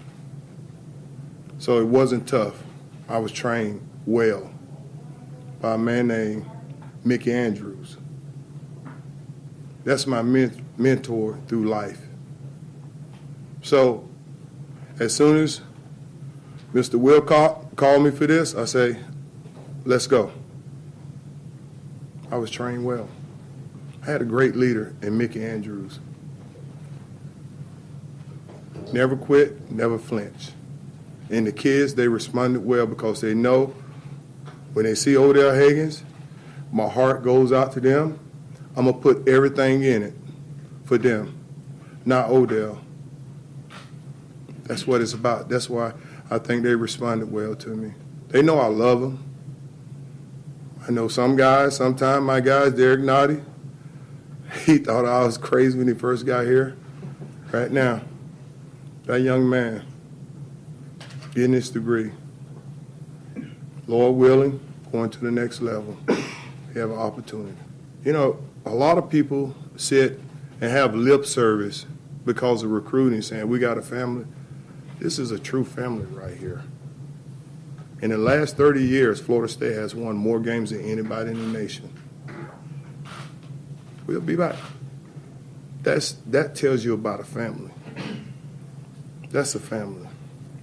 We have a solid foundation at Florida State University. It's not built on sand. I can say that. Once a player, coaching here, 24, 23 years, I've experienced it. I think experience is a lot better than somebody saying something. Do you want to be considered for this job? Well, I'm going to tell you like this. I want Mr. Wilcock, Mr. Thresher to hire the best person for it. Take me out of it. I'm not trying to get this job. The reason why I say that, as a coach at Florida State, a former player at Florida State, I can impact lives. I hope the next coach keep me.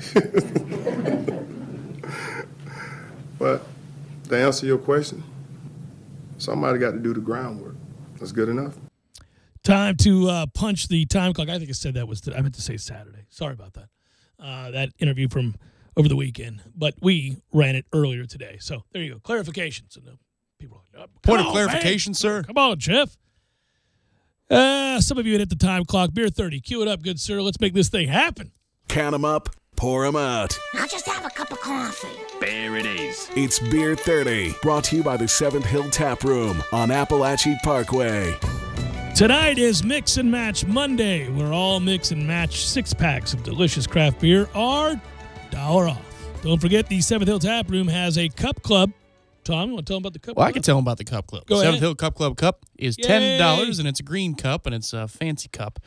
And what it does is it gets you $1 off all drafts from 7 p.m. to close Monday, Tuesday, and Wednesday, and $1 off all drafts all day long on Saturday. Pretty cool. Our thanks to our friends at the 7th Hill Tap Room, right underneath Corner Pocket Bar and Grill, where you can always find the newest and freshest Florida craft beer. It's Jeff Cameron Show, 97.9 ESPN Radio. When you're in need of auto repairs, look no further than Nice Tire and Auto Service. Nice has been in business for 16 years with long-term, knowledgeable sales associates. They have the latest wheel balancing machine in the industry. And for passenger vehicles, they service AC, brakes, suspension, tune-ups, and much more. Never sit through a long wait. Nice Tire and Auto has 10 service bays to get you back on the road quickly. If you have tire problems, check out their large inventory with various Goodyear and Michelin tires. Nice Tire and Auto Service, 4792 Bluntstown Highway, 574-4100. Landowners, only Mahindra, the makers of the toughest utility vehicles on earth, can give you the best year-end deal on earth. So let us show you how to get tax savings on your new Mahindra XTV and get cash back and savings up to $2,500 on select clearance models. Plus, get a free roof and Mahindra's 3-year warranty.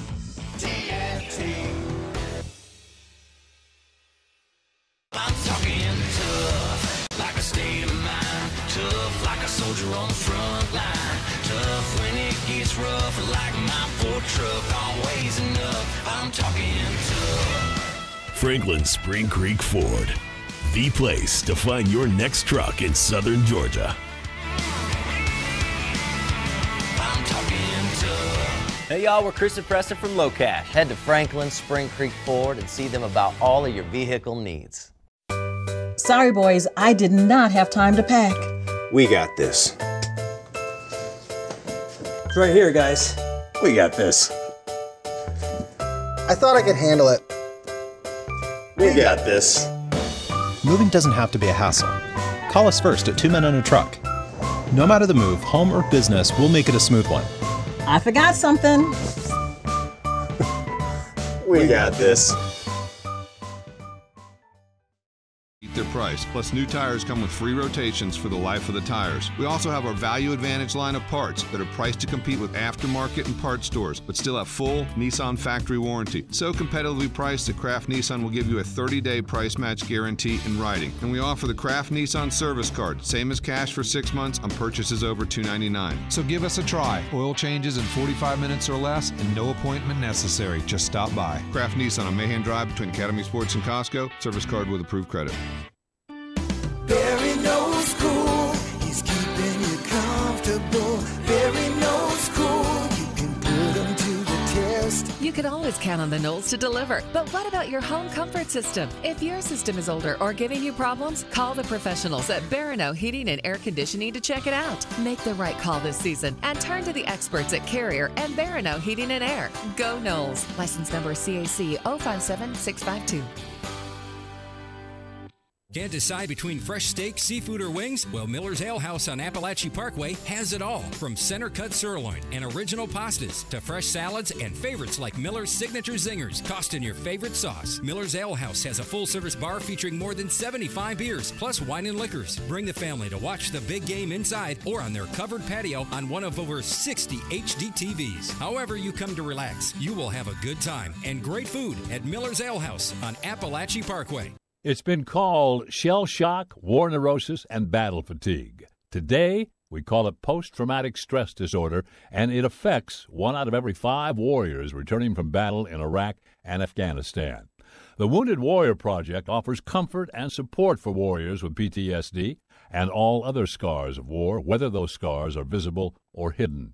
Find out how to help, because for warriors, the greatest casualty is being forgotten. Please visit woundedwarriorproject.org. Landowners, only Mahindra, the makers of the toughest utility vehicles on earth, can give you the best year-end deal on earth. Let Mahindra show you how to get tax savings on your new Mahindra XTV and get cash back in savings up to $2,500 on select clearance models. North Florida and South Georgia's authorized Mahindra dealer is TNT Supercenter, US 19 South in Thomasville, and at TNTSupercenter.com. Offer with approved credit. See dealer for details. Program restrictions may apply.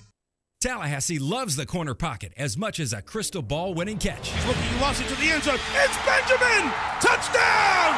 With 13 seconds left. The 97.9 ESPN radio special is a must-have every Monday and Wednesday at the corner pocket. 10 mouth-watering wings, a fresh side of fries, and a chilled domestic pint of beer are just $9.79 all day long. Be sure and try the fish blend of sauces, a true wing eater's favorite. The Corner Pocket Bar and Grill. He's gone! Home of Trivia Tuesday, Beer Bingo Thursday, and the daily $7.99 lunch special.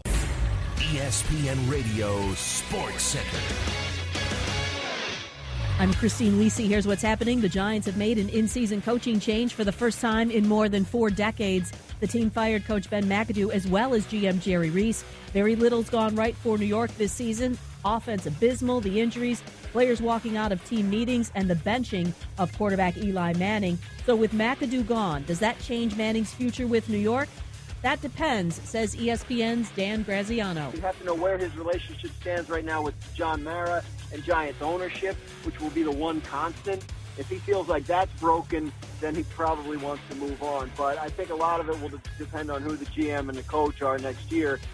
Giants going back to Manning as their starting QB. New York named defensive coordinator Steve Spagnuolo interim coach. Steelers receiver Antonio Brown, toe injury, uncertain against the Bengals Monday Night Football, 8:30 Eastern, ESPN TV. Pittsburgh, a half game back of New England for the top spot in the AFC. Bills quarterback Tyrod Taylor, day-to-day bruised knee. He'll start Sunday over Nathan Peterman against the Colts if he's ready, according to Coach Sean McDermott. Experience why for nearly a century men have trusted Barbasol for a close, comfortable shave. Whether it's extra moisturizing with vitamin E or soothing aloe, all you have to do is sit back and bask in the glory of your close shave. You're looking good, America. You're shaving with Barbasol.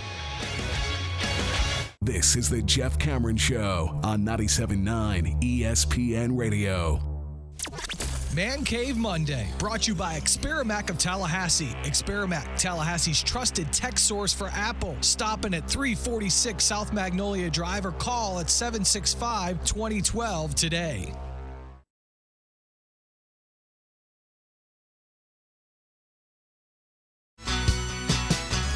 I just watched the Herm Edwards press conference. Well, a good bit of it. That dude's crazy. The fine people of Arizona State, I'm so sorry. This is an asinine hire that has no chance to succeed. He didn't know that they were the Sun Devils. He didn't know their mascot. A writer asked him and identified himself before asking the question. He goes, first question, and he goes, hey, Herm, Jerry Smith, Devil's Digest. And he goes, Devil's Digest? Yes. He goes, well, I'm a Christian. I don't know about them devils. He goes, well, you're going to see devils all around you. And he goes, where are you from? He legitimately had no idea. And he's like, well, here. And he goes, oh, okay, well, we're good for now. He had no idea. Well, I don't get the brain man cold. Other things he laid out was that we don't huddle anymore in our society.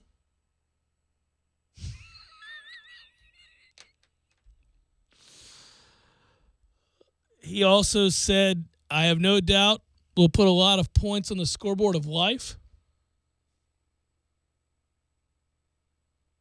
This isn't good. His playbook is a chicken soup for the soul book. I'm telling you, this is unbelievable. And in addition, that the school's athletic director is releasing his former agent, which we pointed out. There was a press release in which he said about the athletic department, the department's new leadership model will be similar to an NFL approach using a general manager structure. It's a collaborative approach to managing the football program that includes sport and administrative divisions, which will operate as distinct but collective units focused on elevating all aspects of Sun Devil football. This structure, will allow the department to form a multi-layered method to the talent evaluation and recruiting process, increase its emphasis on both student, athlete, and coach development and retention, and provide a boost in resource allocation and generation.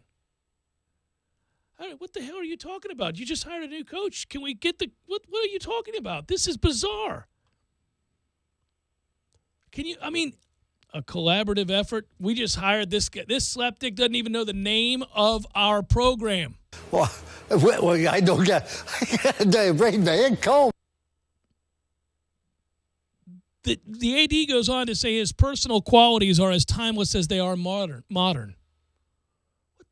What are you talking about? Well, I don't get the brain man cold. The AD went on to say, for any doubters, now imagine you're addressing the doubters because you recognize everybody in the room is staring at you with that far away, are you kidding me look. And you say, for any doubters that for whatever reason can't commit to get on board right now, that's okay. But as that train continues its path uphill, if for whatever reason at any time you decide you now want to get on board, then please jump on board because we've got a seat for you. This is a parody. I mean, you and I would write that. If we were having fun doing our little skits that we play, I would say something like that to you.